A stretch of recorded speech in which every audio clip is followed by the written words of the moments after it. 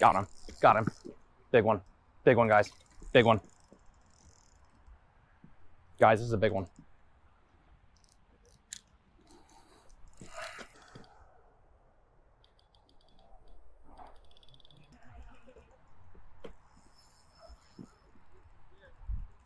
Guys.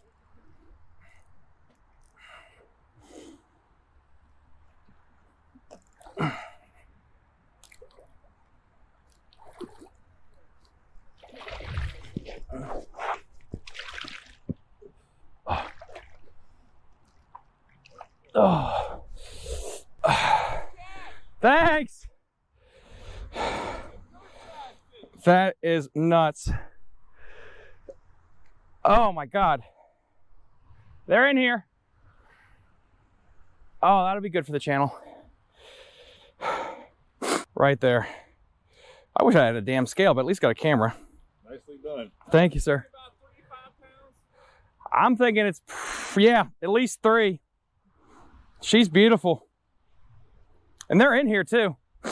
Yeah, they stock these. That's a bass, right? Yeah. Go with trout. Go with trout. Go with trout.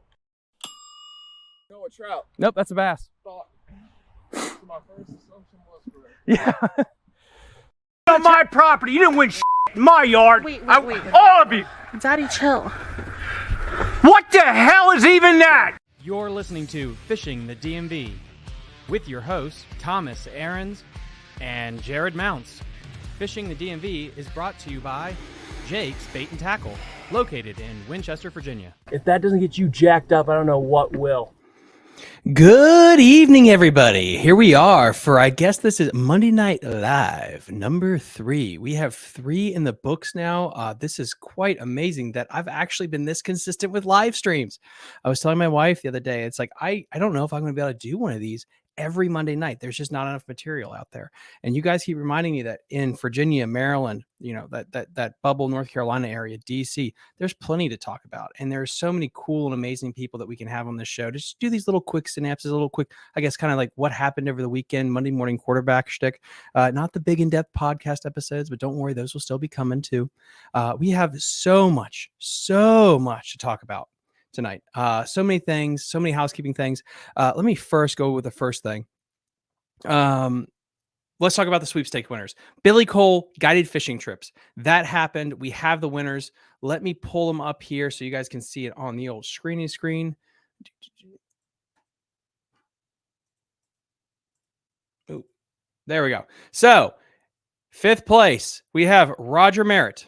In 4th place, we have Southern Virginia Outdoors. In 3rd place, we have Brian J. Reed. In 2nd place, we have Gil Raker 79. And then in 1st place, winning the Billy Cole Smith Mountain Lake guided fishing trip with the legend, sponsored by one of the greatest pizza companies of all time, and he wears a sailor hat guide, Big D TV. Congratulations, guys, on your prizes. So this is how this shindig is going to work. Okay. Big D, get a hold of me, get a hold of Jenny, get a hold of somebody to let me know that you are okay with getting the guided fishing trip, that you're cool with it. If you are, then I can give out the awards to everybody else underneath. Okay. That'd be 2nd through 5th. If for some reason you're like, hey, thank you, I appreciate it, but I just don't think I can make the guided fishing trip work, no problemo. I have a backup prize that I can give you. And then the 2nd place, Gil Raker, you will have a chance to claim it, and so on and so forth. So basically, step 1, let's make sure that the grand prize winner is good to go, and then I can dish out the prizes as need be. If you guys aren't listening to this, don't worry. I also put this on Instagram and on my YouTube channel. So that's all of the people. Thank you so much to everyone who participated in this whole month sweepstakes. It's been awesome. My perfect world, if I could do it, would be I'd give away a guided fishing trip away once a month, just to help out all the guides that kind of make this whole ecosystem in Virginia, North Carolina, Maryland. There's so many cool guides out there that really have their pulse on the river systems. And I would really, really, really like to give away a trip a month. Hopefully we'll get there someday. And we can give up, maybe I'll become like the Mr. Beast of the fishing world. So, but yeah, now that we got that, itinerary done. And I know, guys, you're like, what are you doing with all these screens up right now? Like, well, I need lists to kind of get through everything that we have on the schedule today. At 7 p.m., we got all of our guests coming on. Again, if you're here for some of our great guests, the vaunted Matt and Hunter Smith, don't worry. They're going to be coming on about 7. we have some really cool things to cover with them too. Specifically, they had a big tournament, BFL down in Piedmont Division on Kerr or Bugs Island Reservoir. Then we're also going to talk about local glide baits that a lot of these guys are starting to throw. And there's actually local guide bait makers. So I really am interested to kind of get into those conversations. But before we get into that, I had this whole list planned out today, but something came up that I thought was really interesting. And I want to kind of bring that to your attention, which is just comes back about success and failure and learning from it and how important that really is, not only as an angler, but, just in life in general. And I put up a quote on my Instagram page, and I'm also going to put it up on YouTube tomorrow. And it's this one right here from Al Linder. Al Linder put this on an old school VHS bass fishing tips, tricks guidebook way back in the day. I know I'm dating myself here because I'm saying it's VHS. And he was talking, as it's being narrated, he talks about this quote, once you have eliminated the impossible, whatever remaining, however impossible, must be the truth. And that is from a Sherlock Holmes novel. But what was so fascinating about that quote to me is how much that resonates with how you need to fish and how you look at winning and losing. Once you eliminate what is false in your pre-fishing or while you're fishing, whatever's left, no matter how crazy it is true. And that also means that you can learn a lot from losing. And I would challenge that, when I was a strength and conditioning coach and I would advise other coaches on young youth athletics, when I was advising pitchers and hitters and stuff, you can learn a lot more from a loss than you can a win. You can win ugly. You can luck into a good win. On the flip side, you can lose and do everything right. There was this one guy that I remember, he won a tournament. I'm not going to give away his name, but halfway through the day, he kind of just like, you know what? I got a decent bag, nothing big. I think he said he had around 14 pounds, but then he's like, I didn't know what I was doing. I had no idea. And so he just turned on some music and he just started just to randomly flip some wood out in the lake. And a boat came by. He was talking to some friends. All of a sudden he hooked a 6-pounder and he wins the tournament. Does that mean he had everything figured out? No. And he even admittedly, like, it was meant to be and it looked in. But I've also seen guys that were completely dialed in, that were on the right pattern, the same system that the guys that ended up winning were running, but they didn't have that one bite. You had a baseball team that executed a great sequence of pitches to the best hitter on the other team. But this dude just, he just made enough contact with one to foil your plans. And so that can happen. And so just because you lose doesn't necessarily mean there's nothing to take away from that. And I think that's vitally important as anglers when we're dealing with success and failure about what we can take away from it. If you're on a lake and you're running something and it doesn't work out, but let's say it was a dock fishing pattern and you got your butt kicked, you didn't get the right bites. But then you hear that the guy that won it was fishing docks. To me, that's a positive, not a negative. That's a huge positive. Like, oh, cool. I was on the right deal and I need to make small adjustments, but then I'm right there. I'm in the game, I'm in the ballpark. What would be worse is if everybody's fishing docks and I went up the river to fish some kind of grass mat and nobody else was up there and I'm like way off in left field. And so I just think that's a really good takeaway as we're looking for content or information, or as we're trying to improve our game, is you can always learn something from people, no matter where they fish in a tournament or finish in a tournament or where they are in the economic standings of things. But, with that said, we'll get into some other stuff here. Big topics for last week. We had a lot of really cool guests. We had Cat Daddy coming on. Gene, thank you so much for coming on the show. The blue cat controversy on the Potomac River and the James River is huge. And again, I try to do the best I can to take and bite my tongue on my own biases and make this a platform so people can come on and voice their opinions. And I am very honored that Gene, a catfishing guide, was willing to come on the show and just talk about why does he like the catfish. And I know that episode just got a lot of spicy flavor in the comment section, and that's perfectly fine. It's America; people are allowed to say what they say. But I just want to say, Gene, thank you for coming on and expressing your opinions, because we need to have a platform where we can share different views. It's the same thing when I had Pat come on last fall to talk about the flathead controversy on the Upper Potomac. Again, we cannot grow and figure out what to do if we can't have these dialogues. And I really appreciate that. And I love how that episode dropped on a Monday and we talked about commercial fishing. And then that whole big blow up happened on the river, literally that week. Huge shout out to everybody who I guess wanted me to be a part of it. And they sent me all the photos and videos and stuff for me to kind of push out. I'm glad that you think that I'm that important when I don't think I am. And hopefully, from all that controversy, some good will actually come out of it. I really, really do. The other episode we had a drop last week was Raystown Reservoir. How many people have actually heard of Raystown up in PA, where allegedly there have been 25 to 26 pound bags of smallmouth coming out. That's deep. That is like Lake Erie style bags of smallies. And that's not that far from Baltimore or DC. And that's incredible. And places like that, I really want to find more of, like Moomaw, actually, in Virginia. That might be one of those sneaky deals that could actually have bags like that. So I'm really looking forward to that. And then we also had Josh on. Josh, thank you so much for coming on. He came up on Friday, and it was just so interesting to talk to him and talk to multiple kayak winners fishing different events. So that's a cool thing, believe it or not, about kayak fishing is there was multiple tournaments going on at the same time. So you can have different winners. And that's neat to me because it really comes down to like, what's more important? Is it the bait or is it the area? And when you have guys fishing a tournament on the same weekend in the same body of water, and they do extremely well, but they're maybe throwing things different, but it's where they're located. And it really hits that part home to me. Like sometimes it is literally, you need to be at the right place. Even if the bait might not be perfect, you have got to find the right caliber fish to even have a chance to win. And when you're in practice and you're looking, that's so important before you even get started. How much is it going to take to cash a check? How much is it going to take to win? Weigh all your fish and then know, like, am I even around them? Do I have the right caliber of fish here to actually do well? And Josh did a remarkable job, explaining that to him, how he won, the baits he used. And I really appreciate him coming on the show and talking about that. And then again, guys, drop some questions down below for when our guests get on here. The other things that we have going on too was the Bassmaster Open payouts and the Toyota Series payouts. So I basically threw a spreadsheet together. We'll talk about that. And then we're also going to talk about what I've been hinting at forever. I made a huge spreadsheet of all the BFLs on the Potomac River, all the BFLs on the Chesapeake Bay for the last like 6 or 7 years, just talking about the weights and what makes good fishery. And I think this is actually really cool. And it recaps into the Kerr event because Kerr is weird. Kerr is a very interesting place. Kerr Reservoir, Bugs Island. You had the Bass Opens there. No one cracked 20 pounds in 3 days. The place gets highly pressured. It had a massive fish kill due to a virus that happened on it. And it hasn't really recovered yet. And it's got something else going on. Is it bad?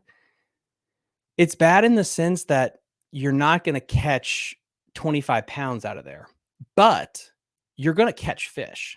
And that's weird because I fished on the Chesapeake Bay, and I think maybe this will be kind of our next topic. The Chesapeake Bay, you could catch 25 pounds or you could blank. Kerr, you're not going to catch 25 pounds, but it'll be a real bad day for you if you actually blank without catching anything, because there's a lot of like dink size fish in there. And I think that's fantastic. I think that's very interesting when it comes to the ecological health of a fishery. And so, that kind of gets us into our next big topic for today would come to like the BFLs this time of year. And so, if you come here and you look at the BFL data, and I'll pull this up for you guys here. Boom, boom, boom, boom. All right, perfect. So when it comes to the weights on the Potomac River is absolutely just dealing out. And so basically I took everything from the FLW MLF website and I put it into a spreadsheet just to kind of show you kind of the weights the past couple of years. So, and these are all tournaments the exact same time of year, just to kind of give you an idea. The last time a 20-pound bag actually won on the Potomac River, you have to go back all the way to, the last year I fished BFLs, which was April 21st, 2018. Ronald had 21 pounds. And then that same year, you had a 24-pound bag that kicked it. But ever since then, you've been right at the 18, 19-pound range all the way through. Now, you'd be saying like, oh, that's pretty good. Chesapeake's been dishing that out. You're 100% right. The Chesapeake still to this day is still putting out these gaudy bags. You can look over here at the Chesapeake Bay Division. When they came there about the same time of year, because I want to make sure it's decently comparable, because sometimes the BFLs don't always go there at the same time. In April 17th, 2021, they had 20 pounds to win, 19, 19, 18, very gaudy weights. You look over here, 2023, same thing, 20 pounds, 18 pounds. So you would be remiss to think that, clearly, if you want to take the wife and kids, if you want to go with your friend, drink some beers and catch some fish, you would want to go to the upper bay. I mean, look at the data there. The data doesn't lie. Well, the data is kind of misleading because what you don't see actually is this piece here. And this is the one that I think is absolutely fascinating when it comes down to the drop off here. Now, from the 17th to the 32nd place in most of these tournaments, let's say in 2021, it was 14 to 13 pounds. Look at the drop off though at the Chesapeake. Okay, 17th to 33rd place is 12 to 8 pounds. Now, I didn't go into it here, but I'll show you. From 40th down, you're blanking. That's right. From 40th, 50th place all the way down in a 100 to 150 boat tournament on the Chesapeake River, you are freaking blanking. That's insane, the amount of people that actually blank on the Chesapeake. And granted, I hear the comment section saying, well, Tom, that's because people just do not know how to fish this place. That's clearly the issue, is they just do not know how to fish the Chesapeake. I don't think that's the case at all. Not when you go back with historical data and you look at all the tournaments that happen that time of year. It is very interesting to me to say, like, all these people don't know how. I mean, look at it right here. If you scroll all the way down, and let's just go right when I said, you're at 54th place, 4 pounds. 70th place, 2 pounds. Now look at this, 76th place, 2, and then we got 1, 2, 3, 4, 5, 6, 7. We're gonna have to go in twos, like 2, 4, 6, 8. Look at all these people that are blanking on the tidal Potomac. So what does that tell you about the health of the fishery? And I think this is really important.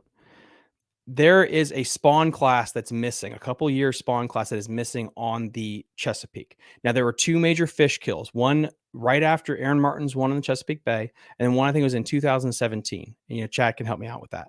And that has really hurt that place. And so what you're having is this older class fish that's still around, usually up in the, in the Susquehanna Flats area, the bowl up top, and then that's it. That place is really susceptible that once that year class is gone, that place will be hurting. And that is going to be like the Sabine, where there is only 6 fish in there, and it's going to be hard to find them. Now, if you think about Kerr Reservoir on the other side, Kerr is massive. Kerr is a huge place. It has water fluctuation that happens constantly. There's nothing that you can really time about it. It's not like a Tennessee River system that they're pulling current and you can set your wash to it, or tidal, or the same thing. You don't have that. What you do have, though, is a massive place, not a lot of grass.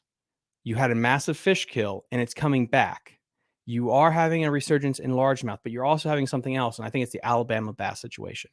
I think the Alabama bass situation that Odenkirk and people at the DWR that have talked about ad nauseum, that's happened on Lake Norman, by the way. If you've looked at Lake Norman over the last 10 years, the weights have gone down there significantly over the last 10 years.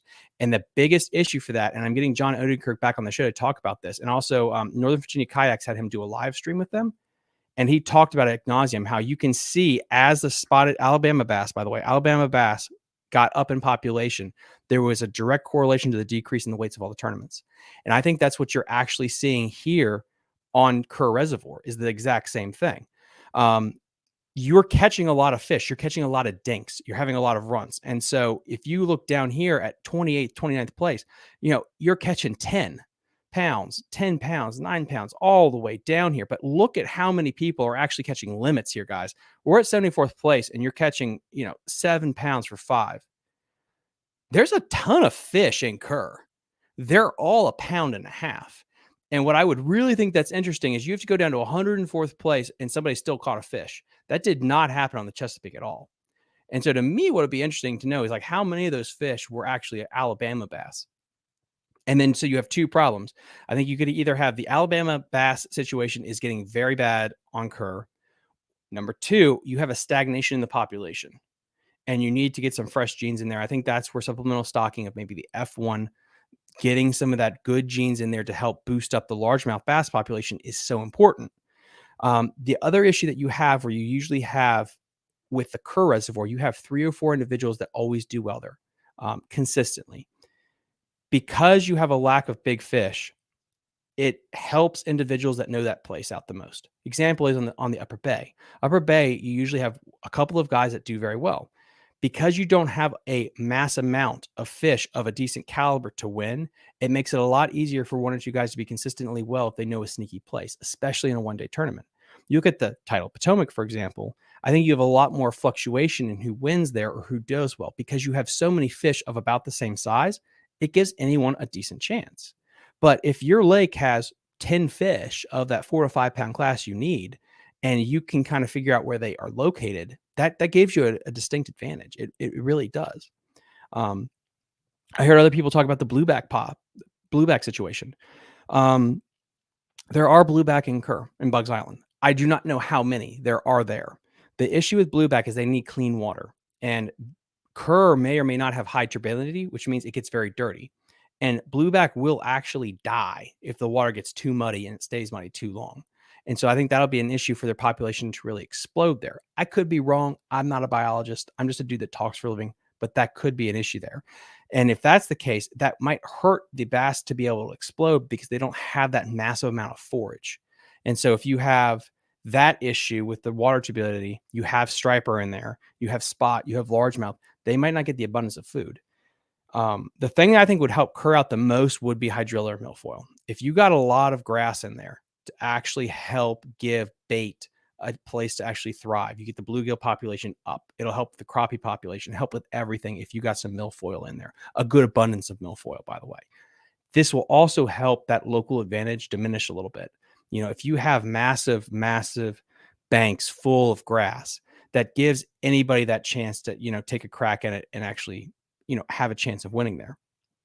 But those are just kind of my little thoughts on that. We'll get the guys in that actually competed there to see what they think about all that. It's very interesting. It's also been brought up, like, you know, like, where else are you going to go? I think Gaston could work. I think Gaston could alleviate some of the pressure on Kerr, but the problem is you need, from what I've been told, you do need a better marina. And if I think that ever gets fixed, or if somebody has money to throw at it, that would be a really hot thing. The next thing that I have on the old docket right now is the Toyota versus the Bass Opens, because that is a big heated thing. And everyone that I know, or a lot of people will say, I don't want to, you know, allegedly, really think the Bass Opens is the deal. And I think it's interesting when you dive into the numbers on it, that if you look at the Toyota series right now, if you look at Lake Chickamauga, the top prize given away when you take away the Phoenix boat bonus points, that's important. This is subtracting out the Phoenix bucks. You're talking $52,000 to the grand prize. That's for 26 boats. They paid down 50 spots. Now, the important thing that you need to know, Bass says they will only pay down 40 spots, period. It's a 40 spot cutoff. No matter how many boats they have, it's 40 spots. The plus is, I guess, they will pay $3,000 to the bottom person. So if you're 40th place, you're going to get a $3,000 check. So that is good. But on the flip side, the Toyota series will pay down way more depending on the size of their field. And so when you look back at this here, and you can look at this all online if you want to. If you want me to bring it up straight from their website, that's fine too. Let's go with the Southern Division. Let's go with Harris Chain. Their top payout was $66,000 for 260 boats, and they paid down 65 spots for 2K. Now, this is data. You can do with it what you wish. You could be like, but Tom, you know, if I'm paying $1,700, $1,800 in entry fee, like, I'm not really, you're not breaking even if you factor in gas, hotel, and all the other little expenses. I 100% understand that, but that's just to know that it does pay down farther. Central Division, Gunnersville, 66,000, 270 boats. It paid down 65 spots. And then if I have the other one up here, where was it? This one right here, it didn't have as many boats. It paid down 50 spots. Now, here's the difference maker, though, that I think is interesting. Okay. If you have the Phoenix boat, if you have that bonus bucks thing, I know Justin Lucas just won at Lake Chickamauga. And if you factor in the bonus bucks he got from winning with a Phoenix boat, he won close to $100,000. The Harris Chain winner, I believe, I could be mistaken, I'll fact check that, he won close to $100,000 when you factor in the bonus bucks. To what I have seen, could be wrong, you can fact check me in the comment section, Bass doesn't have a contingency plan like that. So in theory, you would make a lot more money if you were driving the right boat and then you cracked a win on the Toyota Series. You're going to win a gobs of money, a lot more. And they pay down a little bit better. The other thing is it looks like there's not a limit on how many boats that they can get in there. And that's another variable. The Bass Opens, it seems like it's a logjam to get in, and there is a cutoff on how many boats they want. The Toyota Series doesn't to the same degree. They will throw 300 boats. They don't care. So that's another barrier to entry. But Opens, there's a little bit more barrier to entry. You got to make sure you get in time. They don't pay down as far, but if you do win or get a check, you get an extra $1,000. So these are just some good variables to actually keep in mind with that. The other part of it too, and I know I'm going to get lit in this. I know some people I know will be, we're going to literally hear them yelling this at me. But if you win, you get a classic spot, you get 10,000. Yep, you are 100% right. So if you win, you get you get 10 grand extra, I believe, for fishing the classic. So you could crack this up to 62,000, which would be right there with the Toyota Series. So with that said, it's really like, do you want them to pay down further? Because Toyota does, which gives you hypothetically a better chance of cracking a check, which means the Toyota Series is better for you. Or are you like, hey, listen, I'm fine with them paying down 40. I'll take the 3 grand. That's you. The biggest dividing thing to me with these two is two parts. One, barrier to entry. 200 something boats is what Bass Opens. I think it's like 225, if I'm not mistaken, that they will allow. Toyota Series, they can put in as many as you want. Number 2 is the bonus points with the boat, that if you're driving the right boat, you can win $100,000 in a Toyota Series, which is just stupid. And I don't know. I don't want to get into that whole rant about brand new boats and all that thing, because I think that's absolutely it's stupid. It is like the idea that they want you to be fishing out of these brand new boats when it's like, okay, if I buy a brand new boat for $80,000, but if you get that and you win the first 2 years, we'll give you an extra $2,000, $3,000. Yeah, that's good. But then I feel like that only caters to the people that can get a deal in which they don't pay for their boat. So if you're a professional angler and you could make a deal with Phoenix where you get a brand new boat every year and you don't have to pay for it, that's a great deal for you. Because if you fish a Toyota Series, if you fish a bunch of Toyota Series, that's awesome. You win a Toyota Series, that's basically $100,000 for you. But if you are an average Joe, would buying a brand new Phoenix to get in that bonus club for 2 years, is that financially the smartest thing? It's only if you win. And if you don't, you're in the hole. And that would make a lot of sense to me. So I feel like, is this to incentivize everyone to go get a Phoenix, or is it just to incentivize the professionals to go fish the Toyota Series? I don't have a problem with Justin Lucas fishing it if he's allowed. My problem is, should Justin Lucas be allowed to fish it? Should we have a legit division, a AAA division, where maybe the Bassmaster Classic's not on the line? Maybe it's just a division where you can just get your reps fishing multi-day tournaments. Like, what trail are guys allowed to fish that can hone their craft and actually practice fishing multi-day tournaments where you don't have people cherry picking it? It's your first year fishing a 3-day trail. You saved up all your money. Your wife divorced you. This is your one shot. You need that big paycheck. And then you get second place to Justin Lucas, and he gets all the fame and the glory. And you miss out on that big payday that probably would have catapulted you, not just with your sponsors, but that was your one shot. Justin Lucas doesn't need that. Now, again, Justin Lucas fishing it, yeah, 100%. If he's allowed to do it, what he did was amazing. He gives cards to his co-anglers. I'm not saying that. I'm just saying, from a governing body standpoint, I'd be like, we need to make a league like the Toyota Series where it's like, hey, the average Joe gets to go out there and he gets to have his moment in the sun. He gets to crack it. But Tom, the BFLs, well, the problem with the BFLs now is you can buy your way in. And I think, in my heart, another thing that's going to happen is I think co-anglers are going to go away. I really do. If I was the BFLs, I'd be like, listen, if you want to pay the entry fee also for your co-angler and then you get the whole boat to yourself, as long as you set up a GoPro so we know you're not cheating, boom, you can have it.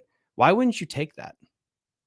And you could be like, well, it's a little bit more expensive. True. But from me standpoint, I'm not a big time content creator like other people out there. But let's say if I was a big time content creator, I could pay to have the whole boat free.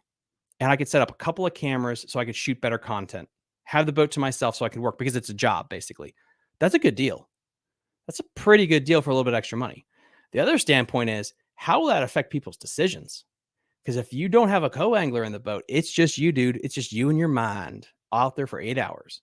You don't have any voices, for better or worse, telling you what to do, giving you ideas of where to move, what to catch. Because if your co-angler's in the back throwing a shaky head and you're throwing a crankbait and you're getting your butt kicked, all of a sudden you're gonna make that flip. But what if you don't have that person in the back of the boat? What if you don't have that person that could like nudge your decision one way or the other? Like, I don't know. I just find all that very, very, very fascinating to me. Like how that will all break down. The other thing I need to also mention is Jared Mounts also won a tournament for the Shenandoah Valley Bass Club. He won at Smith Mountain Lake a couple weeks ago, and I just want to give a huge shout out to Jared. Huge win. That was really awesome. Congratulations, dude. That was a fantastic performance you put on there. Doing what you do up at Lake Holiday, which is pretty freaking special. That's pretty freaking special. Guys, let me know in the comment section below if there's anything you want us to talk about tonight when we bring our big time guests in, and hopefully we can get those questions answered to me as well. And we got a couple of questions here on Instagram. Let me get those up. Thomas, what's your favorite way to throw a Ned rig? I have a couple. I like throwing BFS setup for a Ned rig. It's a little lighter setup, but I can actually throw like a jig style thing, which is really nice. Ned rig actually plays a lot for a lot of situations, but I'll throw that, or I'll just throw the classical Ned rig on spinning tackle. My biggest issue with a Ned rig, the old school Ned rig, is the fact that you don't have a weed guard. And that thing, that head, that stupid mushroom head just wants to get snagged on every damn thing. And it's so frustrating to me.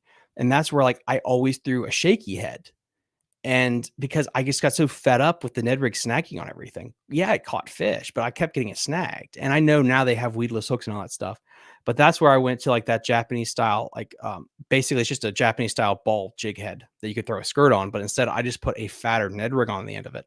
And then I can just mow through any cover that I want without a problem. And that to me has just been one of the absolute, saving graces lately for me, was just learning how to do that and fish that consistently. But yeah, I mean, what are you going to do with that? But that got back to the conversation that we had with Jeff Green. Jeff Green launched day with Ever Potomac. And he talked about fishing your comfort and how much he loves throwing spinnerbaits this time of year for smallmouth.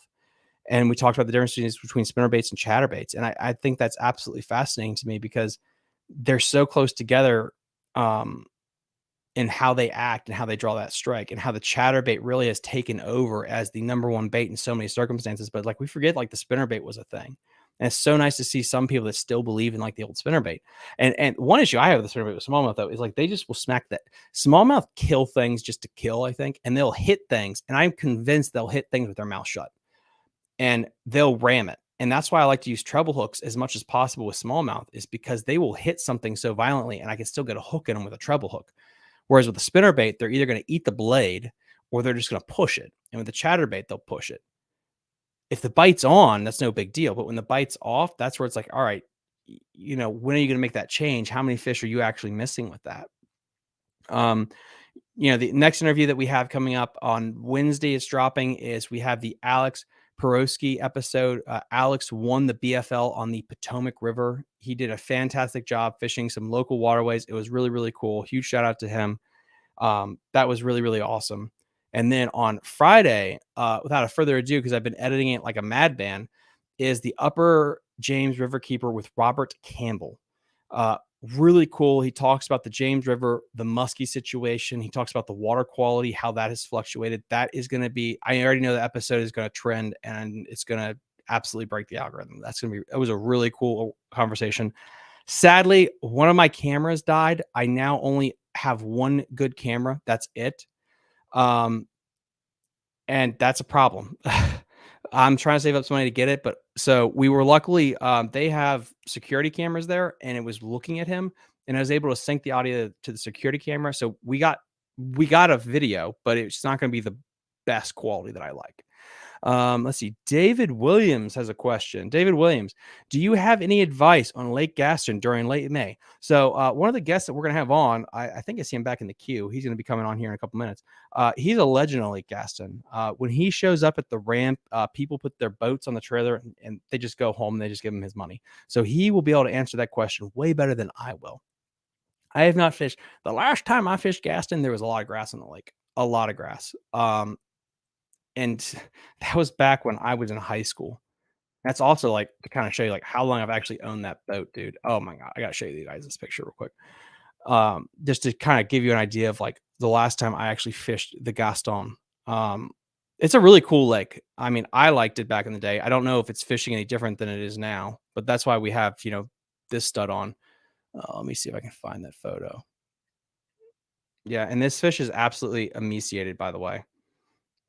But yeah, so this right here is Gaston. And this one here was in May, and it looks like it does crack cocaine or heroin because it is so emaciated, but it's got the head of like a 6-pounder on it. But this was actually a Gaston fish back in the day. And my boat is so sad here because I have like a Lowrance LMS, and now I got like 3. I didn't realize there's a beagle in that shot. Whose dog is that? Huh. Yeah. So yeah, that was back in the day at Gaston when there was actually like grass and stuff. And I remember I was swimming a jig in the back of, I forget what place it was. But yeah, swimming a jig through grass, and I caught one. That was the biggest one that I caught down there. But that place is now like a spotted bass clear place, I think, which is pretty crazy to me. Josh Meek, Daddy Chill. What's up, Josh? Josh is a fantastic stick. I'm getting Sela on, by the way, too. Sela is actually going to be coming on the show here shortly as well, to be talking about. Basically, she helped break the news of some of the Potomac River situation. Got to talk to some of those guys too, so that's going to be absolutely fun. I think that we covered everything there too. Perfect. And so, guys, yeah, in about 10 minutes, we are going to have the guys on. I just wanted to make sure that I had plenty of time to basically get through all the backlog of stuff that has been going on. I feel like with the channel and what is coming up with the channel. Again, we're going to have Hunter, Matt, and then we're going to have Phil's Tackle Box. Phil is a character. He owns a glide bait company that is based out of, and I'm going to butcher this, but that's where we're going to have them to talk about it, out of Harrisonburg, Virginia. And I got to meet him. Well, I guess it's going to come out eventually. So I went down in the BFL. I went down to the Piedmont division on Kerr, and I got to chill with these guys for a little bit of time.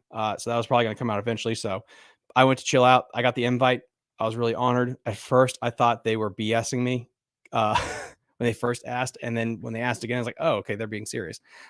Really great guys. It was a lot of fun to actually go down there and honestly scratch that itch because I haven't fished a big tournament like that since 2018. And that was kind of cool to get that fire lit and to be back down there at that place. But I got to hang out with Phil. He's a really, really neat guy.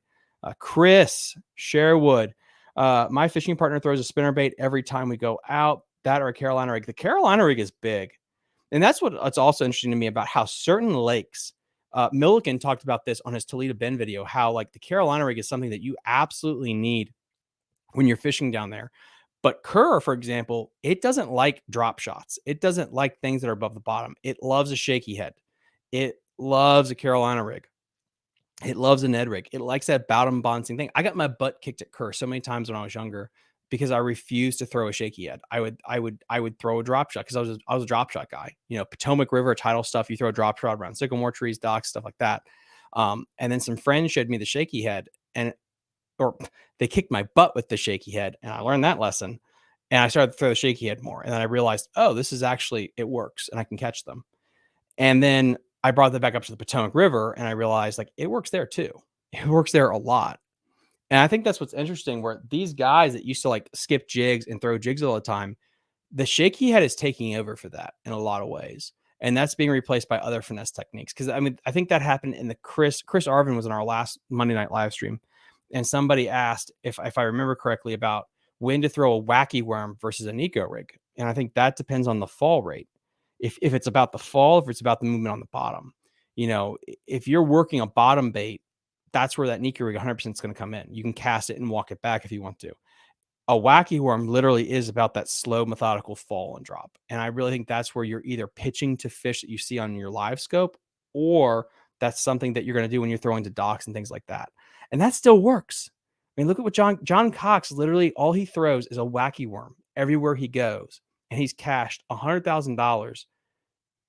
If I'm not mistaken, he's won every other year at least, right? He's won 5 big tournaments the last 6 years.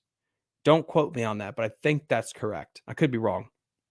But let me know down below if you, and I wanted to do this as a little bit of a litmus test before we get our guests on.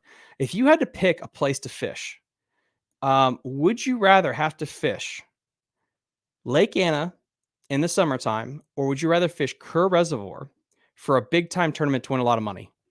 Which one would you rather do? And let me know in the comment section below. So if you want to do Kerr, just put a K. If you want Anna, put an A. If you had to fish for $100,000, would you rather do it on Kerr Reservoir, or would you rather do it down at Lake Anna? Those are the two places. I really think they're really comparable to me. I know Kerr gets a lot of traffic nowadays, but again, it also fishes like a North Carolina lake. And those North Carolina lakes, dude, and the South Carolina lakes, they fish differently. I was listening on Saturday when I was coming back up the road to an old Bass Talk Live with Panger, and talked about how North Carolina and South Carolina's anglers are a different breed. And I think that's factually true. And they talked about, again, sadly, the blueback and how that makes those fish move so much. And I think that's what's so important is to think about is, hey, go do that and move around. But anyway, so we are about here. So what I'm going to do is we're going to go to a small commercial break, and then we are going to go head off to our main guest. We're going to get Hunter Smith on the show. I see him in the queue. We're going to bring him on. So we're going to take a short break here, and then we're going to get him on.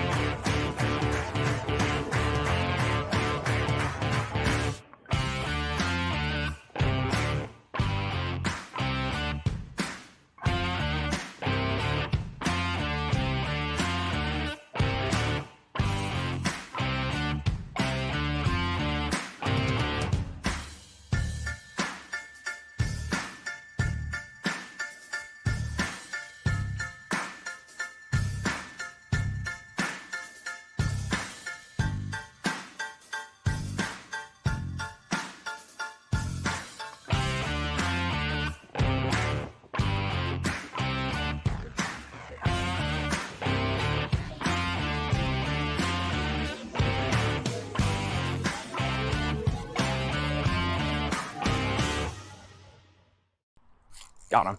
Got him. Big one. Big one, guys. Big one. Guys, this is a big one.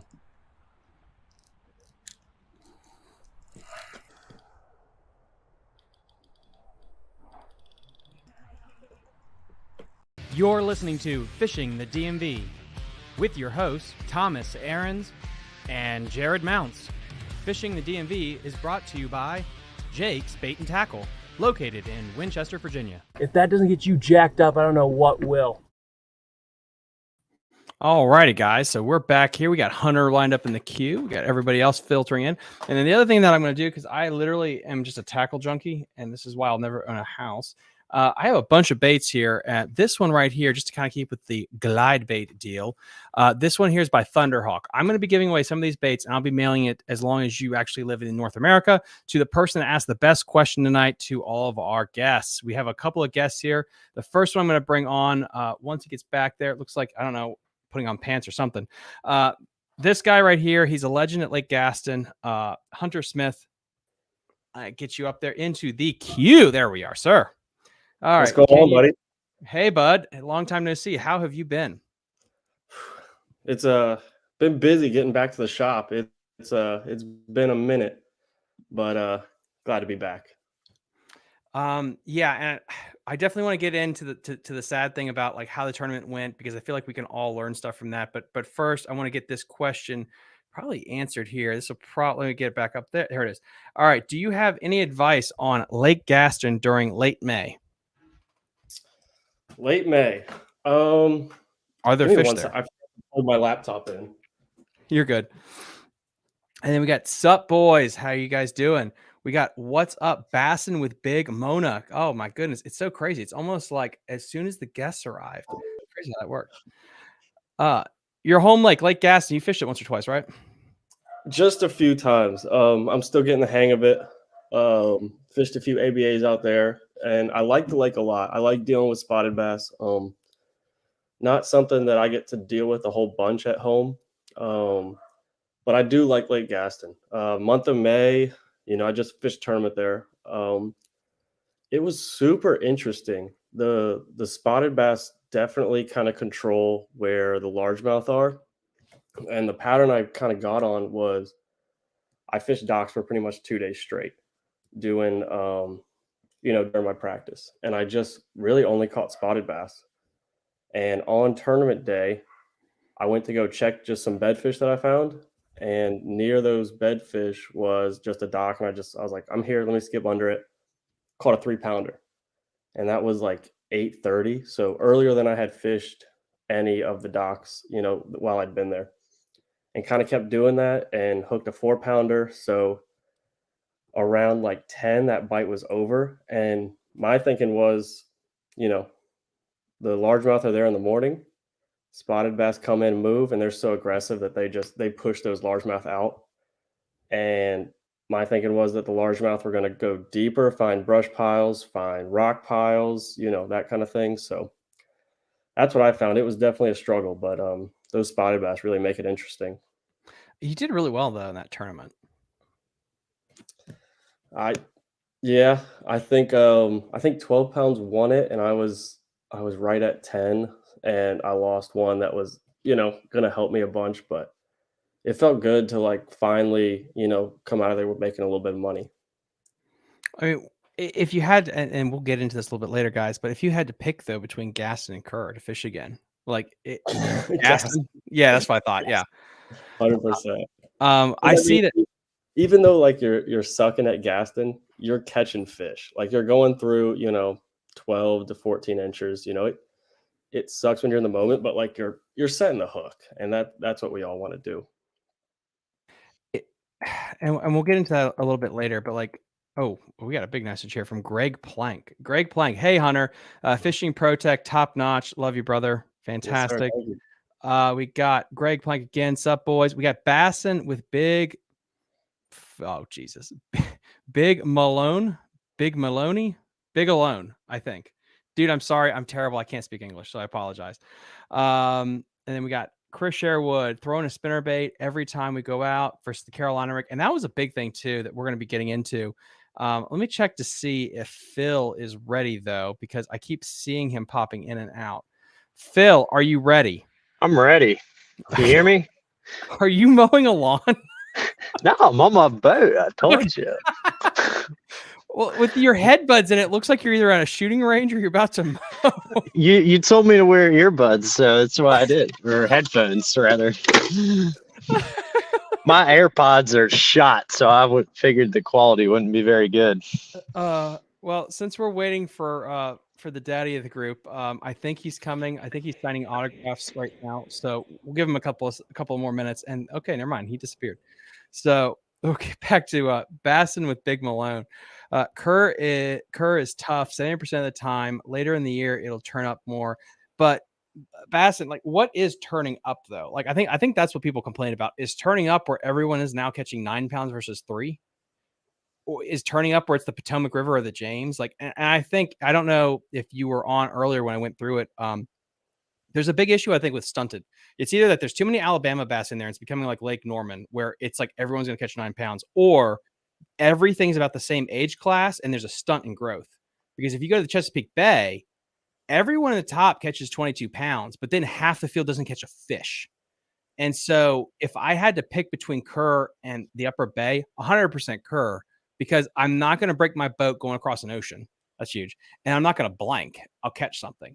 And so I think there's something more underlying that's happening at Kerr that people need to be made aware of. And I'll get a DWR agent on it, guys, to talk about that at some point. This is more just fishing and fun at this point. Which creates the best current on Gaston? When Kerr generates, or when oh, wow, that's a neat question. Okay. So let me try to read this better. Is there better current flow on Gaston when Kerr is pulling water over the dam into Gaston, or when Gaston itself is actually releasing water? You want to take a crack at that? I am not 100% sure. Matt knows a lot about that. But I think it's hard to have one better than the other because it changes. Like, Matt and I fished there one day, and every time we went through the P Hill Bridge, the current was going a different way. It was really weird. I don't know if that's normal or if it was just that day, but I know right now they're pulling water from Gaston or from Kerr to try to get that water level down. And I mean, I think 21 pounds won a Thursday tournament last week on Gaston. So I think the fishing's definitely really good if you know what you're doing. And so I don't know if you can contribute that to them pulling water or if it's just May on Gaston, but I know they're pulling water and they're catching big bags. Yeah, and that to me is what's interesting too. You know what? Let me pull Phil on here and see if he's ready while we finish up this thought. Where if you're fishing a TVA, event on, let's say, Lake Chickamauga, you know that the current's going to pull at a specific time amount. You can set your watch to it. You can't set your watch to it like tidal necessarily, where the water moves, but you can set it. Kerr, you don't know when they're going to pull. It feels very random, and I wonder how much that would affect the fish. Whereas if you're on a place that has consistent water pulling at like every week on a Monday, it's going to pull current. I think the fish get used to that and they'll move into places. If it's random like Kerr, I think it really screws with them, especially in the spawn. Yeah, 100%. And I mean, Kerr is anytime you're going to Kerr, the first question someone asks you is, what is the water level? Because that's what everyone wants to know. Mm-hmm. So those fish are definitely like super affected by it. And like we saw the Open, I mean, that was up in what, 303 almost 304, yeah. I think. And I mean, they were catching them in the bushes. And then when we went, it was a lot of offshore stuff because they had dropped the water 2 or 3 feet. So it's all dependent on water. It's just, I think it's hard for the anglers and the fish to kind of know what's going on. I 100% agree with that. And then David Williams, yeah, you just want to crankbait. That was a really good question. That was really depth. So you just want to crankbait. Just message me. I'll get your address and we'll kind of get that situated to you. Now that we got this guy on, now he's back from the shooting range. You need to tell your story because I've had Matt Hunter have told their story. What got you started in this? And I mean, where did they find you? Like, how did this all? Oh my God. They found me in a cow field, and then somebody dumped me in a kayak at some point. Like, when I say kayak, I don't mean like you're sit on top 12-foot rigged out with boxes and rod holders and all that. I'm talking about a 9-foot sit inside with a plastic. Calling it a seat is a stretch.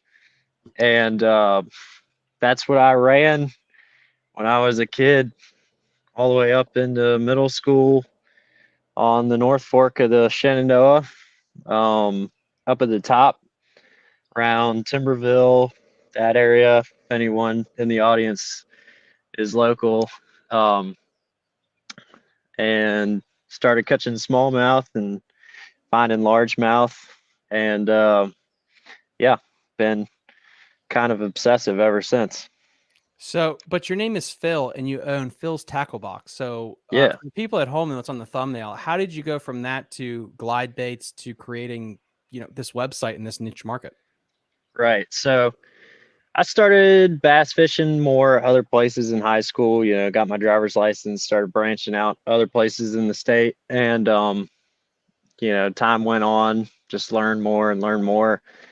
And I don't even know how I found swim baits. I became a member of Swim Bait Universe back in 2017, I think, on Facebook. And so that's what really started, a downhill roll. I got my first glide bait summer of 2017. Caught like a 4 or 5 pounder out of a pond. I literally got home from work. I was working for my dad. Got it in the mail, rigged it up, went and fished this pond that night. Remember I was telling you I caught my first glide bait fish at night. That's what happened. It was a gill glide, and I've just been obsessed ever since. Just the idea of being able to catch a fish on something like that, it's crazy. So time went on, became more active in the swim bait community. Eventually linked up with the infamous Victor Deppy, because he's just up in Maryland outside of Baltimore, and started fishing with him for stripers, because he had this crazy inshore striper bite figured out, or landlocked, I should say, striper bite figured out on swim baits.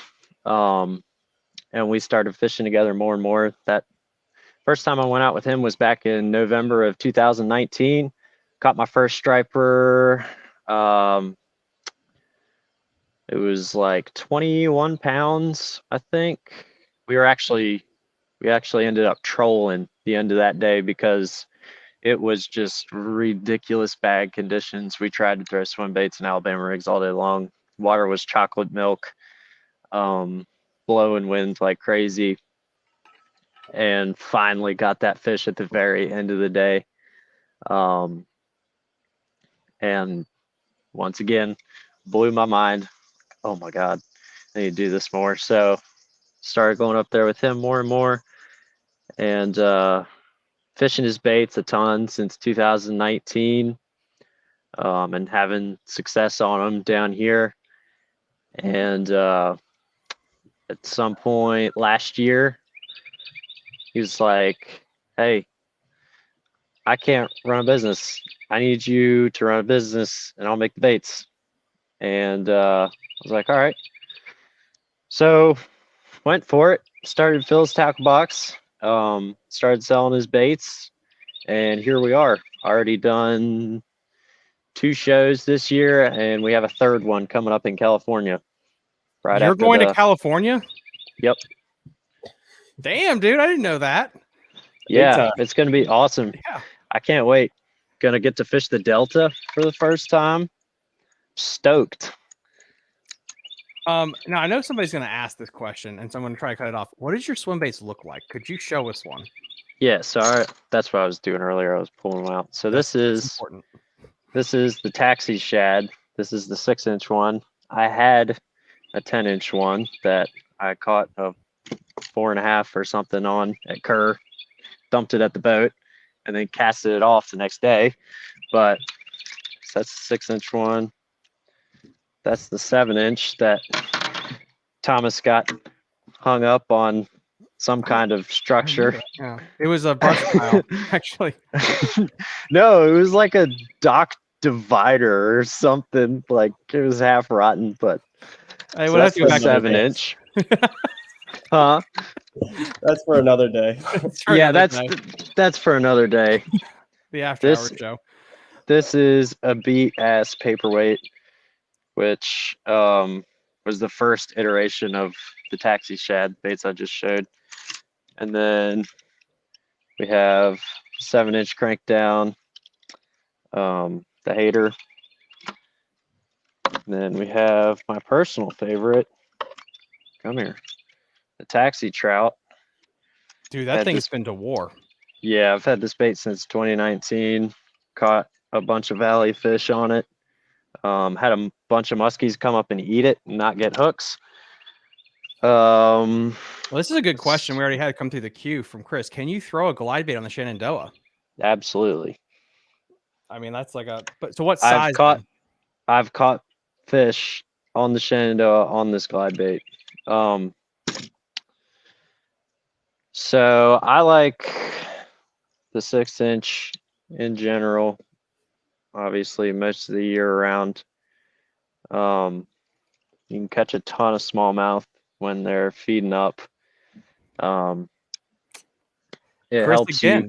can you throw a glide bait in the Shenandoah? If so, I think it's the important thing. When Oh, should I try it? So let me reiterate. when What's should I the try? best time? Best time is spring. Once the water hits like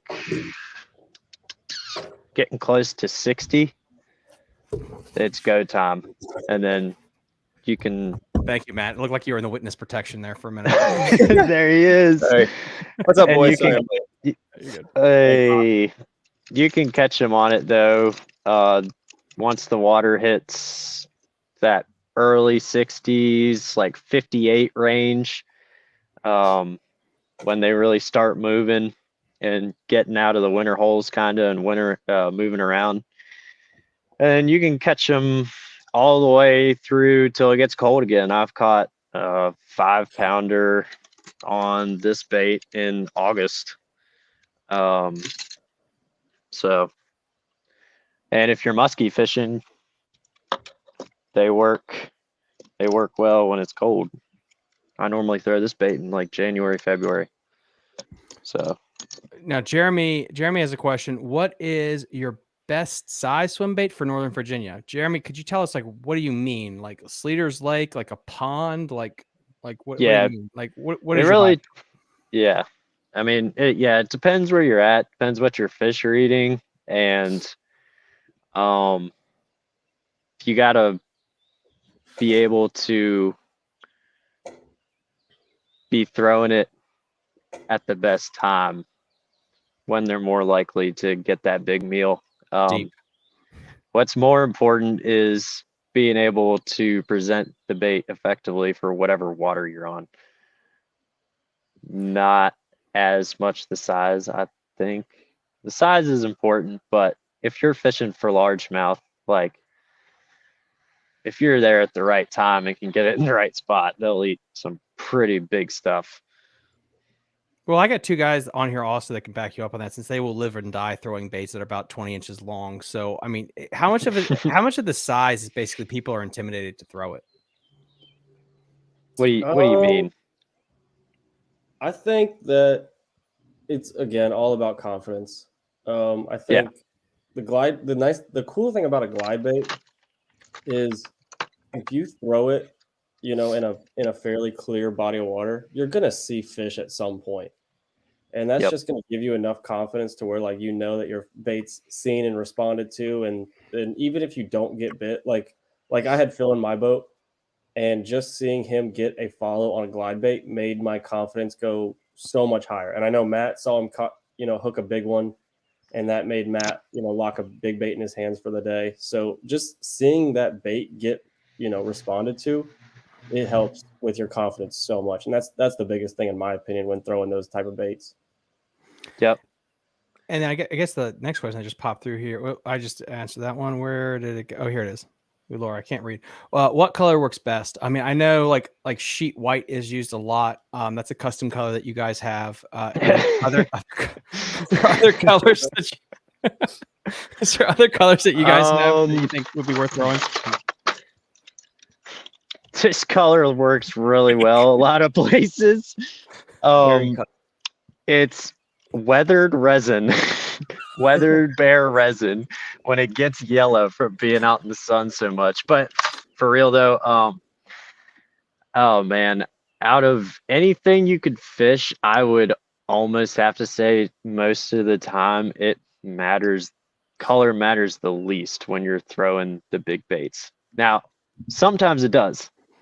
I mean, guys say that about color all the time. It doesn't matter until it does. But that's something that you kind of have to dial in on your own body of water, you know, and try fishing different stuff. But yeah, all around, you can't go wrong with bone. I've seen fish caught on it all across the country, including here. It works. Now, Especially, go ahead. Sorry.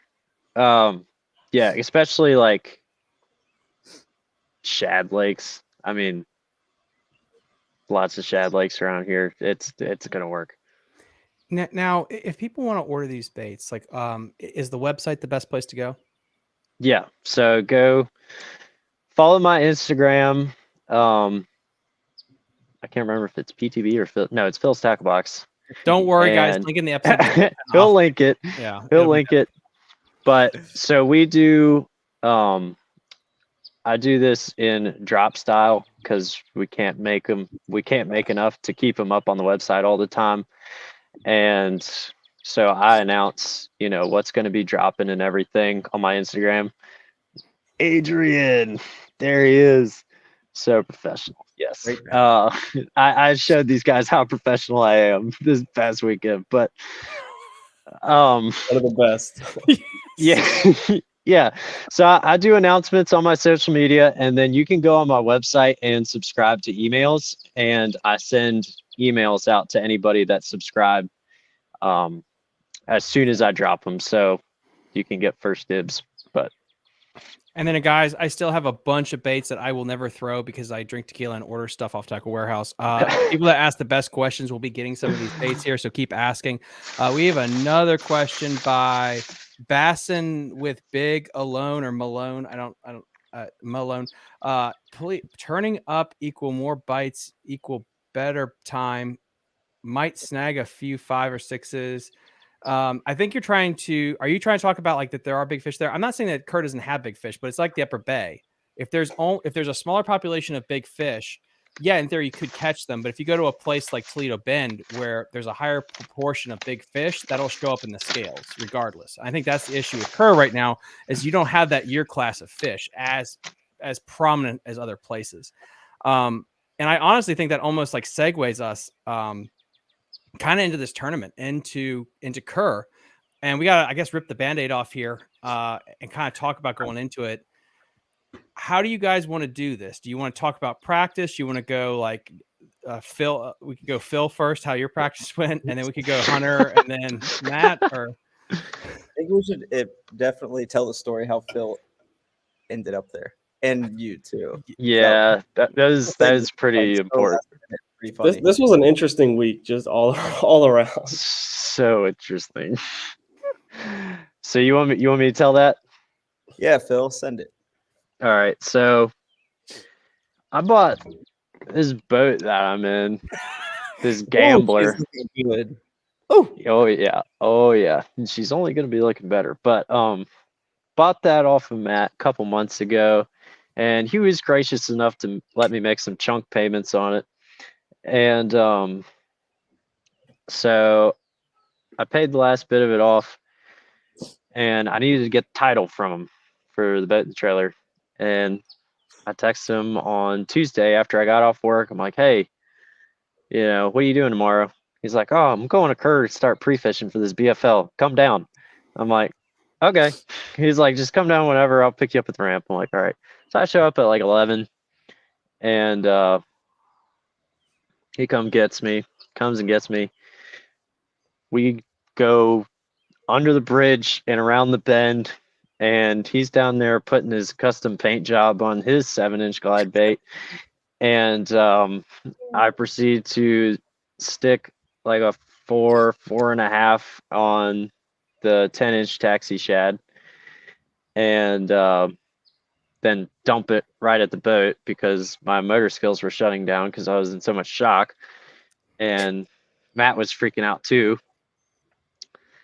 And then we fished the rest of that day, had some decent success compared to the rest of the time we were there. And then we meet back up with Hunter at the, can't remember the name of that Mexican restaurant. At the Mexican restaurant. We get some drinks, get back to the cabin. And they're like, well, we got 4 beds here. Like, why don't you just fish tomorrow? I'm like, all right. So go back out, fish the next day. Then they're like, well, why don't you just fish the tournament Saturday? I mean, you'll probably win. Like, just jump in his coat. You'll probably win. I'm like, damn. Storms rolling in Saturday. You have clothes, by the way? Stuff was looking good. Oh, yeah. Sorry. I had no clothes. I was totally prepared to go straight back home Wednesday night. I had no clothes, no toothbrush, no toothpaste, no soap, actually, I did have a stick of deodorant in the car, but no contact solution, no, like, nothing. And I had literally like one of these bins of the most random baits ever. And they're like, they talked me into like staying down there for 4 days and trying to fish the tournament. I say trying because they ran out of boats. And then I stayed up late that night and then woke up at 10 the next day to 3 text messages from the tournament director saying, I need a co-angler. So, yeah, it was a time. But, yeah, that's how I ended up down there. How did I end up down there? That is a good question. Matt just straight up texted you and was like, hey, come down. Yeah. 35 people like, hey, just come to Kerr. Just come down. It was just you two guys because I still have your spinner bait. Oh, dude, that's a great spinner bait. I can get it back to you. Spinner bait. I'm gonna need that back. Yeah, for sure. I have your blanket and pillow and all that stuff too. I'm honestly surprised you didn't leave it there. I was like totally ready for you to be like, oh, I left that. I thought it came with the cabin. No, the cabin was the size of a shoebox. Even I couldn't miss anything in there. Dude, I was afraid that the next family was going to find you passed out in that place because when I left in the morning, I was like, you were out. And I was like, do I lock the door to make sure no one comes in on him or what? Yeah, they did come by at one point and they're like, hey, like, you need to leave. I was like, I'm on the way out. Okay, jeez. Oh my god. Yeah, I ended up there. How did I Matt texted me, I think it was the week before, and asked me if I wanted to come down. And then the same week he asked me, and I really thought he was BSing the first time. And I was like, oh, you're serious? I was like, okay. Yeah, I got nothing else to do, so I might as well come on down there and see the lake. Which that's always serious. Always. I the time. No, I didn't know that you lived that far. I'm surprised you made that run. And again, I appreciate it. Like I knew it would be. I mean, it's far for all of us. Like it's at least a couple hours, but I didn't know it was a. What was it? What did it end up being? 6 hours. It was 6.5. It was 6.5 on the way down. It was 5 on the way back. But that's because I got up. At 4 with you guys. And drove so down. Much further than I thought you were from there. I was like, it might be like 3 hours, but it'll be cool. You know, come. Have driving from Canada for one day. It's like, oh, screw it. 6 hours away. That was fun. We had a really good day too, and actually, I'm really glad I fished with you because that's how I put the beginning of my day together, going off of something like the shallow point deal that you worked out. You were like, "Let's try this for a little bit." I was like, "All right, let's do it." So, yeah, it was perfect. Well, that will be fun to be conversation because I think that, like, if you guys have.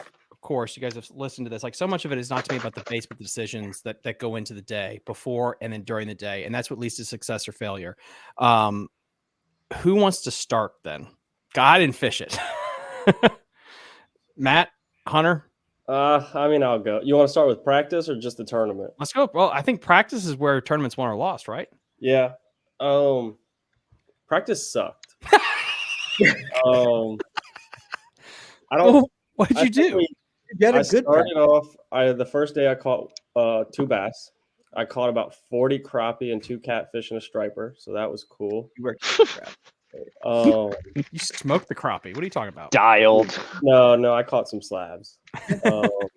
Yeah, practice was just rough. Like I could get stuff going, but it was just here and there. And I think everyone in that tournament, all 150 of us or whatever it was, all found the same pattern, a spinnerbait on points. Mm-hmm. So I tried my best to do other stuff, but that was like the only way that I could get bit. I did get up bit on a dock bite, which was really cool. A marina bite or dock bite? The dock bite and the marina bite, but the dock bite was really cool because those fish were there. Any dock that I would scan the live scope under, you'd see hundreds of crappie. Like they were just absolutely loaded on these docks. So I believe the bass were either feeding on the crappie or whatever the crappie were feeding on. And it was just, that was a lot of fun. I caught a ton of fish, but with the weather we had Saturday, it just didn't translate. And then, I rolled into a marina. I just saw it and I was like, that's something different. I'd never seen it. I'd never heard of anyone fishing it. And me and Phil rode in there on Friday and I pulled out a jerkbait and it was, I think my 3rd or 4th cast, I hooked a 3 and then I think I hooked a keeper and then maybe missed 1 or 2, like within the first 20 minutes. So yeah, it was, I definitely thought I had something going on there. But yeah, practice was just really random. And I think coming off, the 250 boat open and then the BFL the day after that. And then I'm sure there were cat trails or local derbs going on and stuff throughout the week. So practice was really just tough. I think, Matt would say the same thing. It was just hard to put something together. I think Thursday and Friday, I probably had anywhere from 8 to 10 pounds, nothing crazy, but 10 pounds would get you close to getting paid. I mean, we were spot on in our calculations that 13 is a hell. If you put 13 up, man, you were going to be sitting pretty, and you're 1 bite away at that point. And then it 10?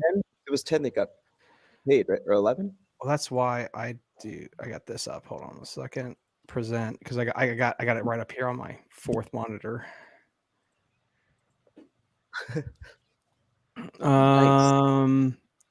11 pounds, got you $257, 24th place. all right. I mean, That's sad. yeah, that's kind of rough. Big ballin'. But if you look at least that the day before, Thomas, we had we had what 13. did we have? We had 13 pounds, easy.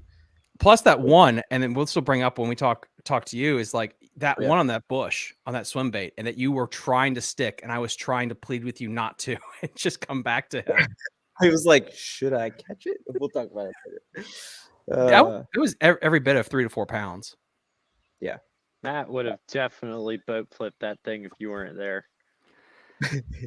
That is the one interesting thing though, is both of you guys like to stick a lot of fish. I don't know, that emotionally to me, I don't. If I catch 30 pounds the day before a tournament and then I bomb, I feel like I would be on suicide watch. I don't know if I could emotionally handle that. But you guys are but it's that calm, cool collective. It's you don't care, which I think does help too. I think, at Smith Mountain, I stuck so many, which a jerkbait, you're not shaking a jerkbait fish off. No. No matter how hard you try. And that's the same thing with the marina. I was catching them on jerkbait. I wasn't shaking those off. But yeah, I definitely stick probably more fish than I should. But at the end of the day, I like catching fish. So I'm there for 4 days. I'm gonna catch a bass. We're fishing a derb and I want to do well, but I'm trying to catch a fish. How does that translate then? Getting back onto topic, the day of the tournament you launch, are you going to the marina first? Or are you going with the dock bite? Because there was a couple of things playing. Yeah, my first move, I ran to a bluff wall that Phil and I fished. Those types of tournaments on a lake like Kerr Gaston, or like Smith Mountain, like I always think starting on some sort of rock is going to get you a bite early in the morning. And, you know, even with those fish all being on main lake, rocky points, like my plan was I was going to hit this bluff wall because I feel like there's always fish on a bluff wall, like at the beginning of the day. It's so easy, especially during a shad spawn. It's so easy for fish to like push bait fish up against that wall in the morning that I figured they'd be feeding. They weren't. I think I got like one bite or something, but that's how I started. And it wasn't the move, but when Phil and I went there, we hooked like a 3, and I think he caught a small one. So that's where I started, and it didn't work out. But Well, were you there all day? What was your first decision? I ran there first thing, and I stayed there for 10 minutes. And my bite was pretty much all dependent on wind. I think the wind really made those fish eat on those points. And there was supposed to be a ton of wind on Saturday, and I got to my first spot, and it was like barely a ripple, like it was glass ball up there. So I kind of had to scratch that pretty quick. And then I kind of adjusted to going to running some main lake points earlier than I was planning on. And I caught 2 fish on a spook pretty quick. And then we'd run the boat. I told my co-angler, like, be ready. We're going to have to move like as much as we can. We're just going to jump points pretty much. And I would drive until I saw a point that was in wind that looked like what I was aiming for. And that's what I pretty much did until I think at like 10 o'clock. Like anywhere I'd go on the lake, I could not find wind at all. And that pretty much is what killed me. So you tried to fish points without wind and you didn't have the same success? No, not even like a bite or you like fishing enough, you roll into an area and you're like, this is dead. Like you just get that feeling that there's nothing going on. I threw Carolina rigs, like I slowed down finesse with a drop shot. Like there was just nothing happening on those points that didn't have wind on them. And there was probably fish there. They weren't going to bite. So it sounds like if you could do it again, you would have flip-flopped and started with the point deal. 100%. And then run it. Cause you did have, guys, I can bring this back up for everybody. And everyone at home was probably saying like, well, okay, he had 4 pounds, 90th place. Yeah, but if you fill out your limit, you're probably right there with everybody else. So it's not as bad as it actually looks. Like if you fill out the limit, you're probably in the top 30, depending. You're one bite away from that. So and you had your 3, and this place is such a grind. It really is. And going back on that wind thing, I think we weighed in. I think Matt and I were doing it like 2:15. The wind literally started blowing at like 1 o'clock. And I rolled up I was like, all right, I went into the marina and I hooked one on a jerkbait that kept, and I probably hooked 15 others that were, between 12 and 13. And then the wind finally started blowing. I ran to a point and my co-angler caught one right off the bat on a spinnerbait. And then I ran out of time. So I was making the right decisions. I was just either too early or too late, pretty much. Which I don't know. Like I personally think that's a good little solace that you were doing the right thing, even though it didn't execute. It'd be better than if you run up the river and no one else is doing that, and you were so far in left field. It like you can build on that next time. Yeah, 100%. And that's what I try to do with any tournament. Even if I bomb, like I'm looking to take, that was a long ride home. Like that's a tough ride home after you finish 90th in a BFL after spending, 3 days there. So you did a lot of thinking. I'm glad Phil called me and cheered me up a little bit, telling me his story about how he missed the BFL. But it was, I ran out of gas. The good from the tournament, and I try to take the bad, and then it's all a learning experience. Phil, you ran out of gas? What do you mean? Yeah, on the way home, I was this close. I'm talking on the phone. I can't remember if it was Matt or Vic, and I'm just talking and talking and talking. And next, I'm going up Afton Mountain. I look down at my screen, and it says 0 miles to empty. And I don't know if you've ever been up Afton Mountain. That's not exactly a great place to run out of gas. I literally drifted down the backside of the mountain into Waynesboro into the gas station. Pretty slick. Yeah, it was awesome. Just your mic. It sounds like you're going. You're clicking in and out, boss. Check your mic. Who, me? Mike check Yes. 1, 2. Mike check Phil. Mike check Phil. Yo. Hold on. Let's just.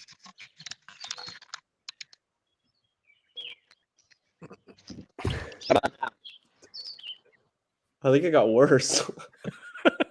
What? Try speak words.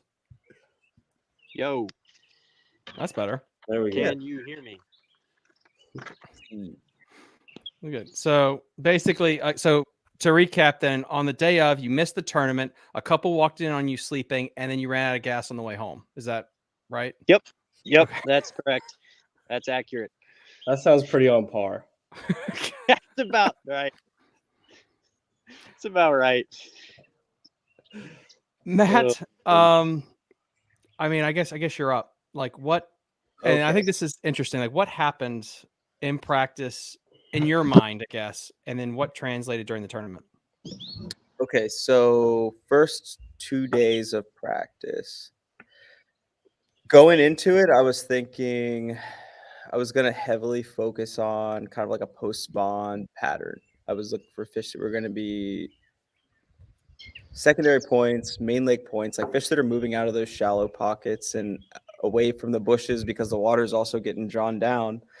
And that was kind of the goal. Like I just wanted to hit as many of those as I could and figure out like find brush piles on them, find rock on them, find areas on these points that are going to have fish. Also check like multiple areas of the lake, up lake or towards the bridge up that way towards Okanichi, where the water is typically a little bit dirtier, and then down in Nutbush because it's where we were launching.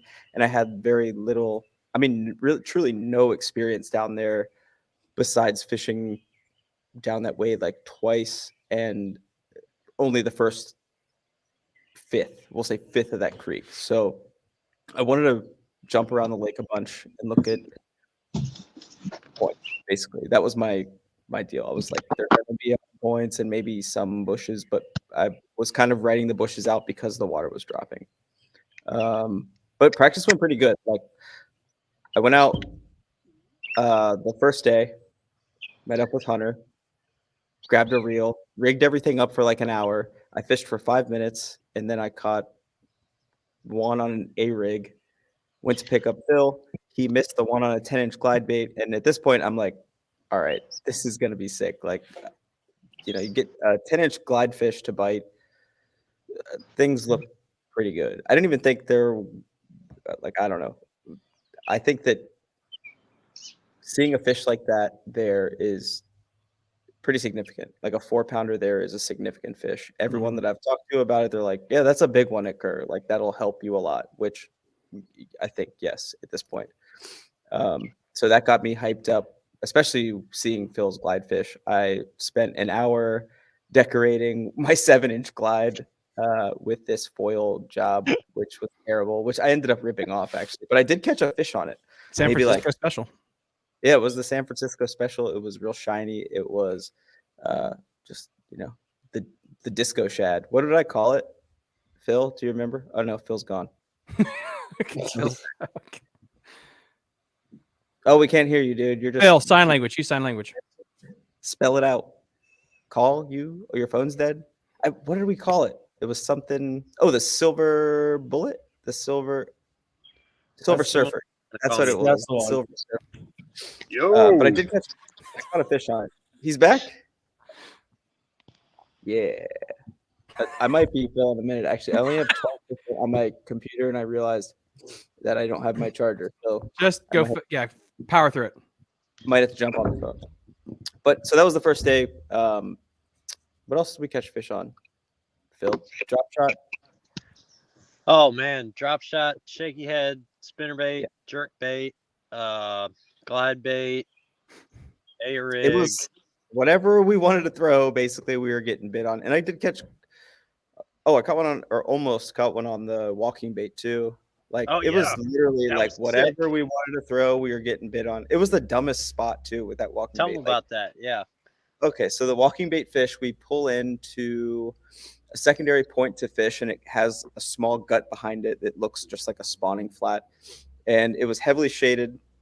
and slick calm, and we kind of work our way back there. And I'm looking at it, you'd think like, okay, I can throw a frog to the bank, and if there's anything up there, it'll probably blow up on it. But for whatever reason, I looked down at this Zero spook that I got, and I was like, actually, I want to throw the spook. It has this perfect clicking noise, and I worked. I mean, it's the same thing as if I'd thrown a frog. But I will say this fish did something that I've never really seen. Like, I'm working it back, and it comes up, and it pops on it. What do you think it was, like 2 pounds, Phil? Maybe. I mean, A pound and a half. It wasn't Something like huge, that. but like it wanted to eat. yeah. Popped on the good. bait. I was like, oh my God, like I can't believe I got bit. And then the fish basically like circles around it, and it comes up behind it. It's just looking at it, and it's on the surface. I'm like, twitch, twitch, and it comes up and looks at it, twitch it one more time, and he like pops it and just leaves. Like missed it, but still really cool to see that. Basically the complete opposite conditions you think to throw a spook, like slick calm, middle of the day, 1 o'clock, sun's as high as it could be. But yeah, like that was pretty neat. But that day was kind of crazy because we literally caught fish on everything, and it's weird because Hunter, you had 2 fish, right? The first day. I wouldn't even count one of them as a fish. I'll say 2. I'll say 1 fish. Right. I think I caught 1 fish on a spinnerbait on a brush pile, and it was like my 3rd or 4th cast of the day, and then like caught one that was like, I don't know, 9 or 10 inches. But yeah, it compared to your day, like it was horrible. And then like the next day we kind of flip-flopped. Yeah, no, for sure. The next day, day 2 of practice, I mean, we could not get anything together. Phil, did we even catch any fish the second day? I don't even remember at this point. We caught a few. We caught like 3 or 4, right? We caught a few. I got some bites on the mag draft and a couple follows on the glide. And then I might have caught one on something conventional, but I don't even remember. And then I think you caught a couple on whatever. Yeah. But it was I think terrible. we ran pretty much similar stuff as the day before, and it just was not happening. And then, going into day 3 of practice, just to get through this, Thomas, you and I had what I thought was a really good day, and we were catching them kind of how I wanted, like the same deal, shallow points. And then I had the one bigger fish that I caught offshore on that point, on that rock or like that ledge deal, which was 3.5, 4 pounds, which was good. And then we had, I'd say, a pretty solid, like you said, 13 pounds, probably 12, 13 pounds. And that was shaky head, Ned rig, drop shot, spy bait. Spy bait. The spy bait. That was a nice little trick. I like that. That was it makes sense, like for sure. So Matt, going into the tournament, how much pounds did you expect to catch? Because I had a number in mind for me. I'm curious what yours was. What did I expect? What were you expecting your bag to be after the tournament? My goal was 10 pounds, dude. I just wanted to catch a limit. Actually, so yeah, that I'll talk on that in a second. But I wanted 10 pounds. That I just wanted to catch a limit of 10 and then work from there. And it just didn't go that way, of course. But the why, I guess, is you get there in the tournament. You have I think this is important too. Is you had a co-angler that was very passionate. That knew some things. He different level. I spoke with Phil about this on the drive home, and I don't think I've processed it fully, but I do think having a co-angler as good as he was and knew as much as he knew and had the experience that he had almost threw me off what I should have been doing.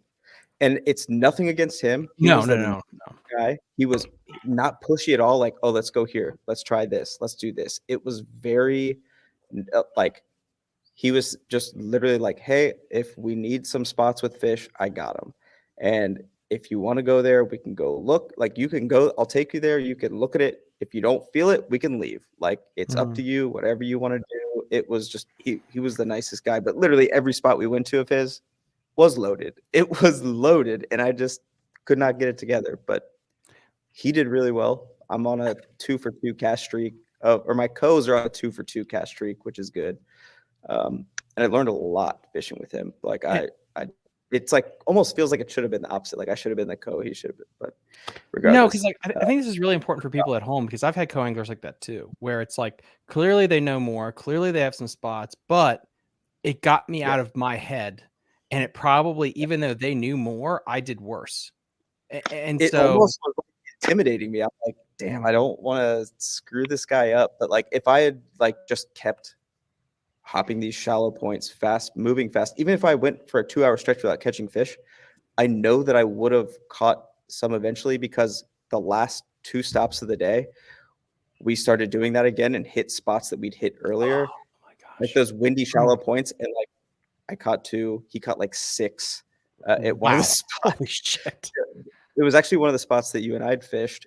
In between the 2 islands, like that really shallow flat point, there was a piece of brush. It was a hardwood tree that's just like laid down, and they were loaded up in there.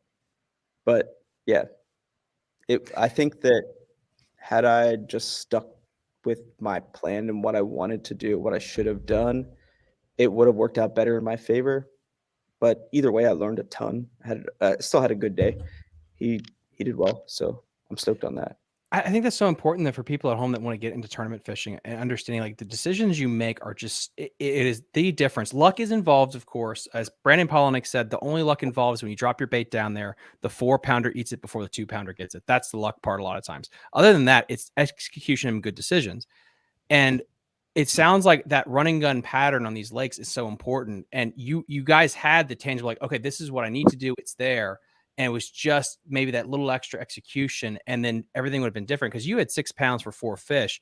You fill out that limit, you probably got 8 to 9, and then you're a kicker away, and you're cashing a check. Like you were damn close. You were right I had 2 shots too. Like I had a fish on a ball head with a swim bait that jumped off that was probably 3 pounds. Also, that was probably the worst like 30 seconds I've had in a long time. So I hooked that fish. I'm fighting it.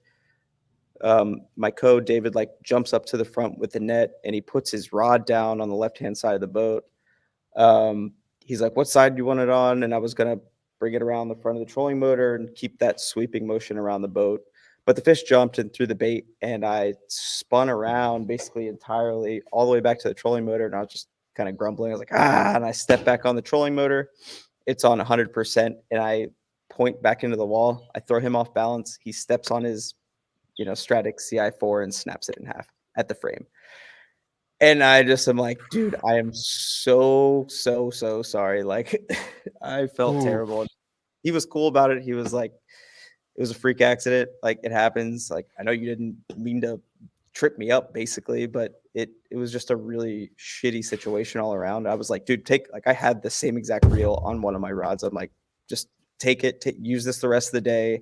Like we'll work out whatever needs to be worked out later. Like I felt terrible, but he was super kind, and yeah, but that whole thing sucked. And then I missed another one maybe an hour later on a drop shot that I'm fighting and just pulled off. So I had 2 shots at a limit, but why do you think was it just a random, like shit happens type of deal, or do you think there was something you did in your execution that was wrong? Nope. I truly think both of those fish were just like, I didn't run good. I needed the fish that was jumping around like a smallmouth to just stay pinned, and it didn't. And the drop shot fish, I don't know. I hooked him well, and it felt like as I'm fighting him, it just pulled free. Like he dug away and it popped out of his mouth. So I don't know if I had him skin hooked or what, but I don't think I could have done anything differently. But yeah. I mean, huge shout out to your co-angler. And what was his name, to give him a shout out? You said Dave? David. I don't want to say his last name wrong. His name was David. I want to say it's. I can't even say it, dude. David Delicious.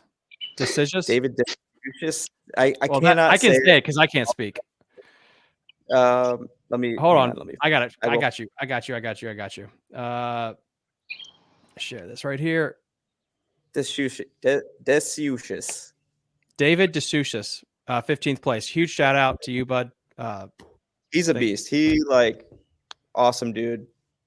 By far best co I've ever had. Like he was very cool, and he taught me so much throughout the day. truly. Like, he knows a lot about that lake. He has a ton of experience. He's probably been fishing these tournaments for like 20 years. So huge. And I'll try to get you on the show, David. I'm going to reach out to you here. And then, I mean, do you guys, I want to kind of get through all these questions so I can let you guys go. I know you guys are busy, and Phil, it looks like you need to find a home with that jacket. It looks like you're in the middle of a Walmart parking lot. Anyway, like bro. I will do a Patreon to get you like a stand for your phone. Anyway, what do you guys got coming up? Or break it. Break it. We'll start clockwise. Hunter, what do you got coming up? Coming up, I'm home for a while. I think I've got a few ABAs coming up. Really just grinding the YouTube. I got a whole bunch of videos coming up the next couple of weeks. So running around fishing. Probably have to fish with something Matt at some point, unfortunately, but just got a bunch of videos coming out. That's what I'm working on a bunch right now. Just I'm focusing mostly, giving all my attention to the BFLs, so that leaves a lot of room to put out a lot better content. So that's the plan. Matt? Well, I've got some Angler's Choice events, so I'm going to be out at Smith Mountain Lake next weekend for 2 days. Or 3 days, actually. Friday, Saturday, Sunday. Pre-fish Friday, fish Saturday, Sunday. They do 2 one-day events, which is pretty neat. So I don't know. I've never seen anybody else do it that way. I think it's cool to give people a shot if you can't make it one day to make the second. And if you fish both, it's kind of nice too, because you can pre-fish Friday, fish Saturday, see how things go, and you can make adjustments for Sunday, which in the last event I fished ended up getting us a check the second day, which is really nice. But after that, I think just some smaller stuff until High Rock, which I'm really looking forward to now that our traveling crew has grown. It's going to be sick. I'm really excited. Shout out Andrew. I'm super, super excited. Shout out to Andrew. Cannot wait. He's my pick for the co-angler win on that one. And Phil's my pick for the boater win. Mine too. I hope so. We need a Phil to win. And awesome. Phil's going to catch 3 fish on that glide. Phil's going to catch 3 and win. 24 pounds. The gill glide might play around the brush. Then get DQ'd for drinking Coors during the tournament. Sir, why is your life well full of Coors Lights? And his boat is just not legal at all. Yeah, somebody remind me to clean it out the night before. I got you. Oh, let's see. Quick question. Who was I with when I got hit in the eye when I was driving the boat home that night? It gave me pink eye. Phil, was I with you? I thought it was Thomas. I thought it was me, because remember you had that cockroach in your foot pedal? Yeah, I feel like it was Phil. I think it was you, because it was like towards the evening, and Thomas, we fished till like 5. 4. Yeah, you're right. Yeah, it was Phil. And I know it was like getting towards low light, and I'm just driving without my sunglasses on, and I'm looking over the visor, or the windshield rather, and got blasted in the eye with a bug or bird shit, and now I have pink eye. So, or I don't know if it's pink eye, but I have an eye infection. So wear your sunglasses, people, when you're driving. It's very dangerous. This is why I'm wearing sunglasses at night. It's literally that sensitive. But oh man, he was also trying to do a new brand. Are you chiefing right now, or like what? No, dude, it's terrible. Look at this eyeball. Can you see it? Oh man, hey, at least you don't have to wear nice. Yeah, that's true. I would do. Yeah. We got Greg Plank. What tactics or how do you fish for bass that are cruising around the bed but refuse to eat? I think these were post-spawn fish that would swim 8 feet either direction to the bed, but would not react. First, Phil, what do you think of this question? Glide bait. Treble hook. Ike Long, baby. Glide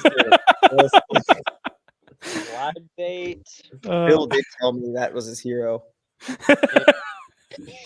Yes. Oh, there we go. I got these today. Bass off. True story. But normally I use like a Matt Lures gill. Let me pop out a frame here. That was good. That was really good. Let me get to the next question here while he's doing that. I have one right here. Not a Matt Lures gill, but a phone. Nice, Phil. That ain't gonna work. That was good. That was good, Phil. Um, Why don't you hold the bait up so we could see it? Maybe we could tell. you throw this, It looks like a vicious lure. and it will piss the bass off so bad. They might not eat it, but they will swipe at it, and then you can pitch a jig in. They'll eat that.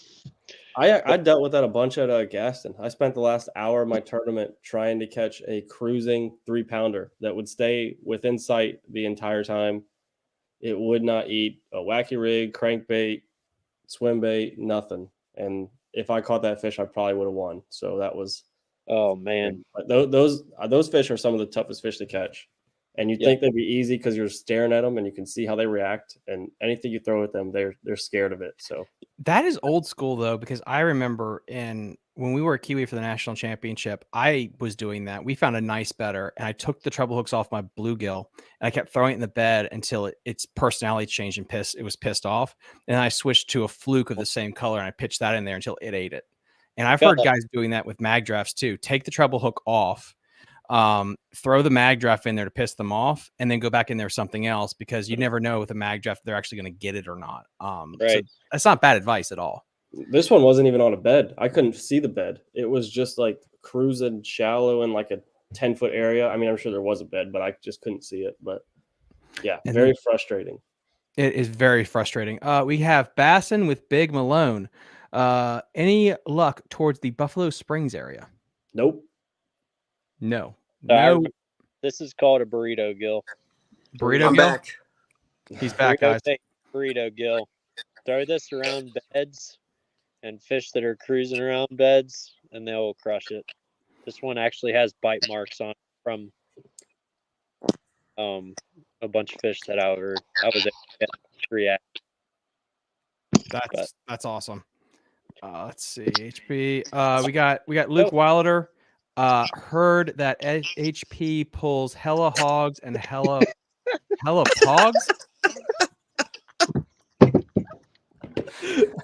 Yo, best comment I've ever seen in my life. That's the one. Shout out to Luke Wilder. That is Hogs and pogs. Luke's been in the boat with me a few times, and he also pulls hella hogs and hella pogs. Okay, we're gonna save that one for later.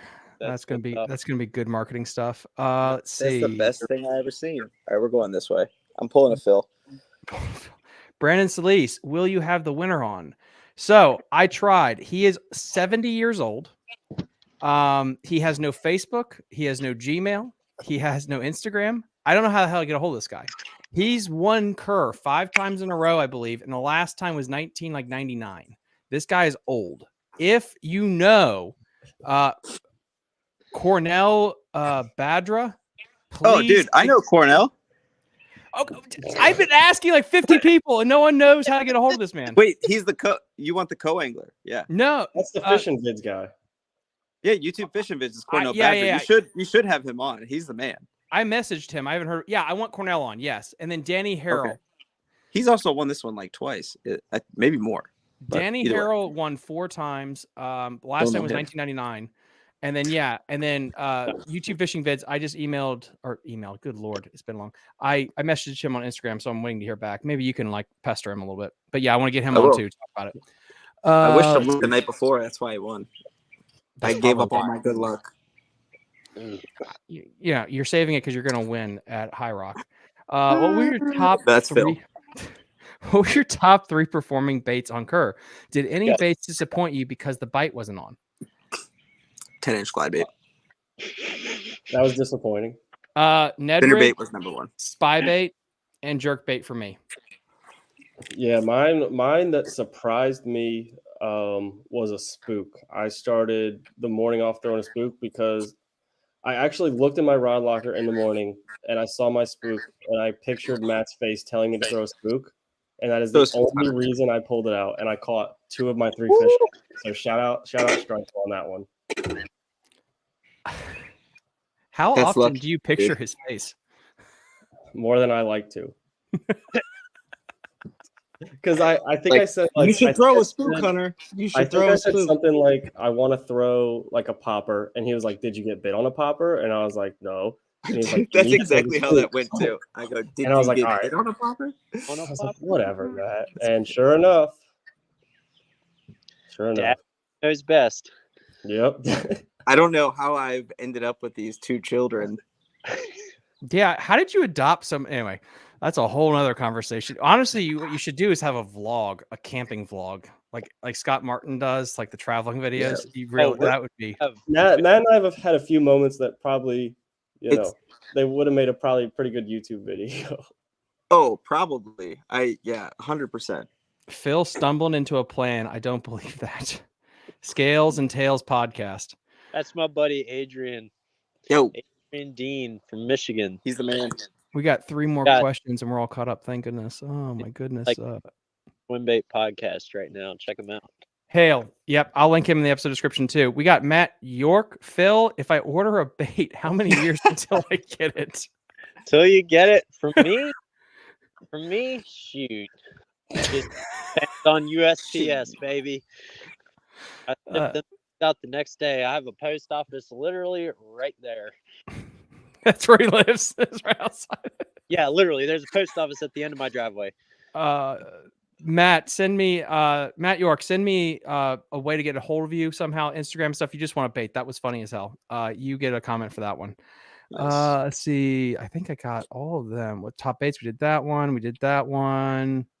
Let's get Matt's take on this one. I think that's all of the questions, guys. If you have any more questions, guys, you got 5 seconds.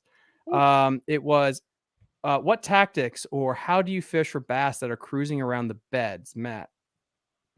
Didn't we already answer this? Yeah, you did. I don't think Matt did. Oh. I didn't. You just said treble hook. That doesn't count. It doesn't count, but it works. But it does work. I think when they're cruising like that, honestly, to be completely honest, I don't do a lot of bed fishing. Like, I really don't. Treble hook. I avoid it at all costs. Like, I think unless it's a giant, I just can't. I'm not good at getting stuck on like fishing for a fish that I can see, unless it's on a live scope. I was gonna say. Yeah. It's different because you don't actually know how big that one is till it's hooked. But I think covering water and like throwing a wacky rig or a shaky head or some finesse bait that you can just kind of blind cast and move.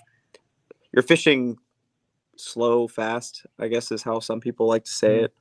I think that is probably my favorite tactic when the fish are shallow and like you need to be covering water and they're on beds and like you're probably catching fish that are on beds that you don't know or roaming like this question was asking. But yeah, shaky head, wacky rig, crankbait, I guess. Ace caught a few on a crankbait. Okay, we got 2 more What else? questions. Last 2 questions. We'll go with this one. Do you have any baits on the website now? Mine. You'll have to go check. Not right now. We're working on a big batch of multiple types of baits. Gill, TS6s, TS7s. Those are the shag glides. Tack trouts, 7-inch haters, and might be a few waking big haters in there as well. So, like, follow me on my socials and subscribe to the email, and you'll be able to get notified whenever that's ready to go. They'll be ready to ship the next day. And then Rippin' Lips said wrong answer, Phil. That's Carlton. That's Okay. my buddy Carlton. He's from Louisiana. Okay. He's always hating on me. He's my biggest hater. Last question. Last question, guys. In chat, we'll again, last question. We'll try next time for more of this. But Otis Simbos, bass are bedding up in my local reservoirs. Any swim bait tips during the spawn? Should I focus on the pre and post spawn bass? Question mark. Phil. Swim bait tips during the spawn. once again, there's something like this. Big soft gill, it pisses him off so bad it's not even funny. And then you can go in. Sometimes the glide bait works too. Gill glide. I got some gill glides sitting right here, but they're not the ones that I make, so I'm not going to show them. But Wait, do you make that rubber one? No. That's but we don't make rubber bait, so this isn't competing. I'll show this one. Those are glide baits, but I've actually been meaning to sell those. But yeah, any sort of gill, soft gill, and gill glides work too. If they don't eat it, you can usually, like 9 times out of 10, use it to piss them off bad enough that you can throw in a jig or run a spinner bait through there or something, and they'll eat it. Phil, is that the only time you throw a bluegill glide bait? No, but it is pretty much the only time I throw a soft bait. To be completely honest. Love it. I'm looking to change that though. I need to throw. I'm curious on the bluegill glide. What is another like condition that you see that working and like being successful? Submerged grass from like now through as long as it's hot when they're eating gills. And you could I agree with that. Yeah.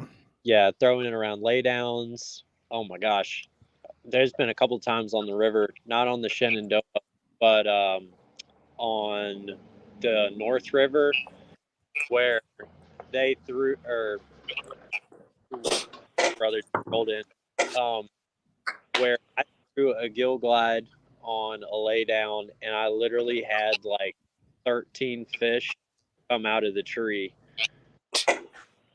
and come after it. It was wild. So yeah, throwing it around wood, shallow cover, gill bed, all that stuff.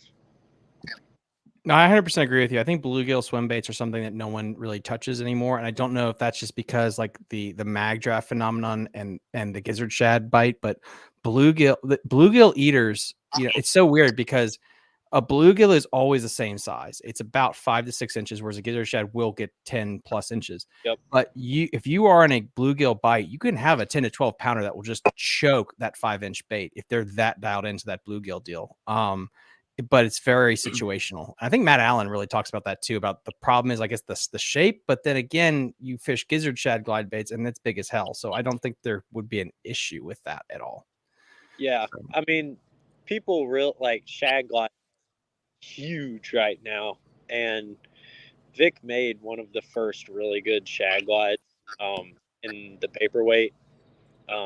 At the time when he made that, it was pretty much just the paperweight and the shad that were the top ones like available. There might have been a few others, but those were the very first ones. And then COVID hit, and then people all of a sudden discovered that in their shad lakes, they eat shad glides, and everybody started making shad glides, and that exploded overnight.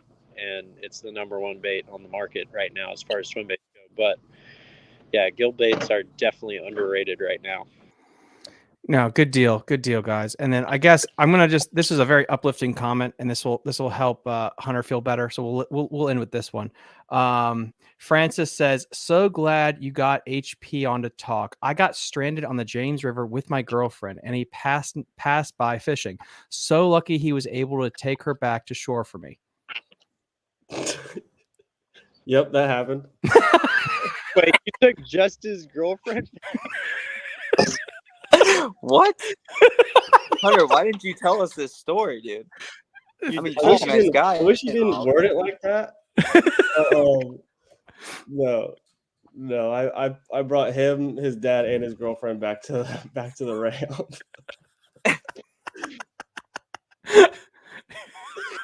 Yo, he deserves a bait, dude.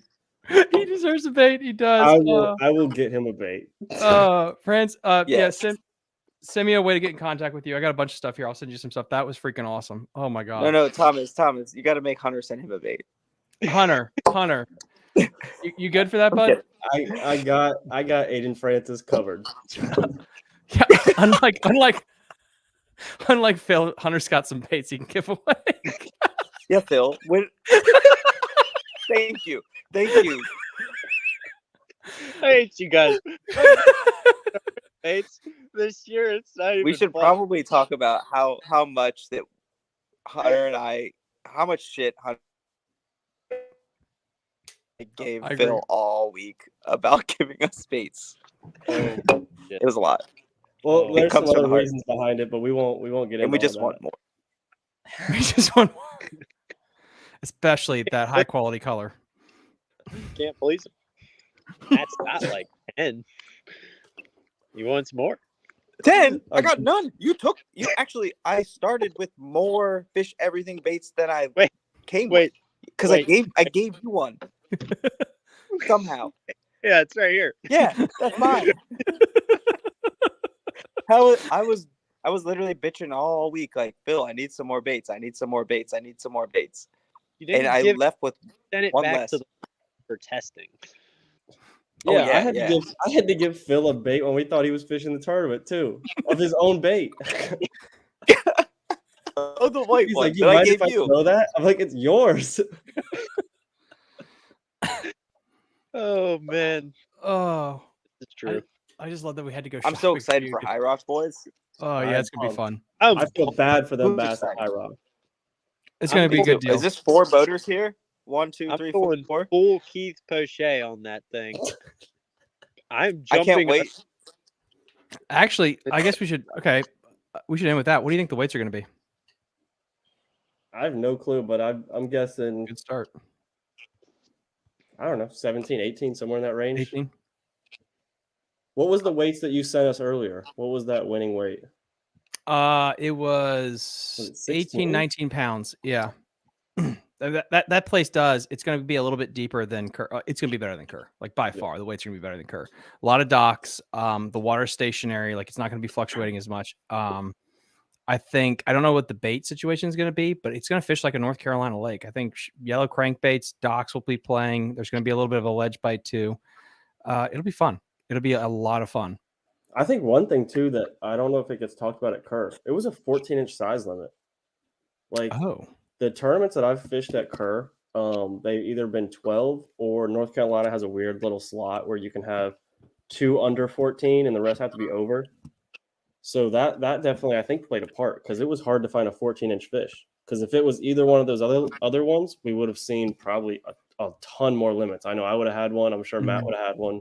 But yeah, so that definitely hurt me. And I, being me, I didn't even know that until they announced it at launch. So that was really cool.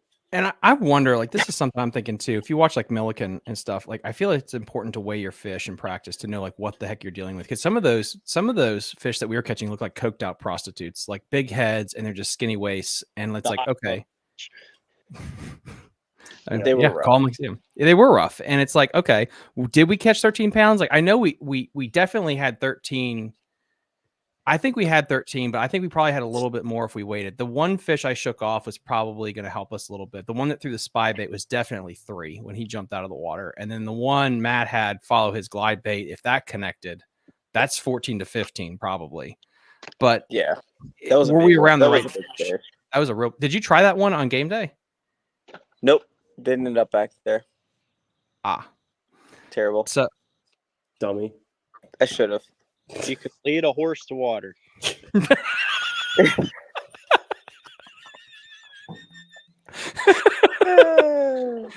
Oh my gosh. All right. So on that bombshell, guys, thank you so much for coming on. Again, guys, link in the episode description to all their social media handles. You can follow these guys. Matt, thank you so much for coming on. SB Fishing channel's there. Hunter, your channel's HB Fishing is linked. Phil, do you have a YouTube channel yet? I do have a YouTube channel. It has no videos. I'm literally like getting cameras this week. But I had to make sure to lock down the name just in case. What's the name? Wait, what is it? What is it? I don't even know. It's like You had to make sure to lock down the name. You don't even know the name. You're the CEO of the company. How is this working? Like January, okay? It's gonna be like Cowboys Phil's have Tackle Box Phil's LLC. That's what the name is. You wanted to be on No. the show and you just hearted my message and then never responded. If you What? and hey, it was a rough time in life for Forgot Phil. about that. Hey, I was down bad. No, but if you look up Phil's Tackle Box on YouTube, you'll find it. It's there. But definitely excited to start making videos. All three of these guys have inspired me to start doing that and grinding out the content. So Awesome stuff. Awesome stuff. Well, guys, thanks again for having me on. I'll let you guys get back to your evenings, and we'll see you guys next time. We are done here. Bye. You're listening to Fishing the DMV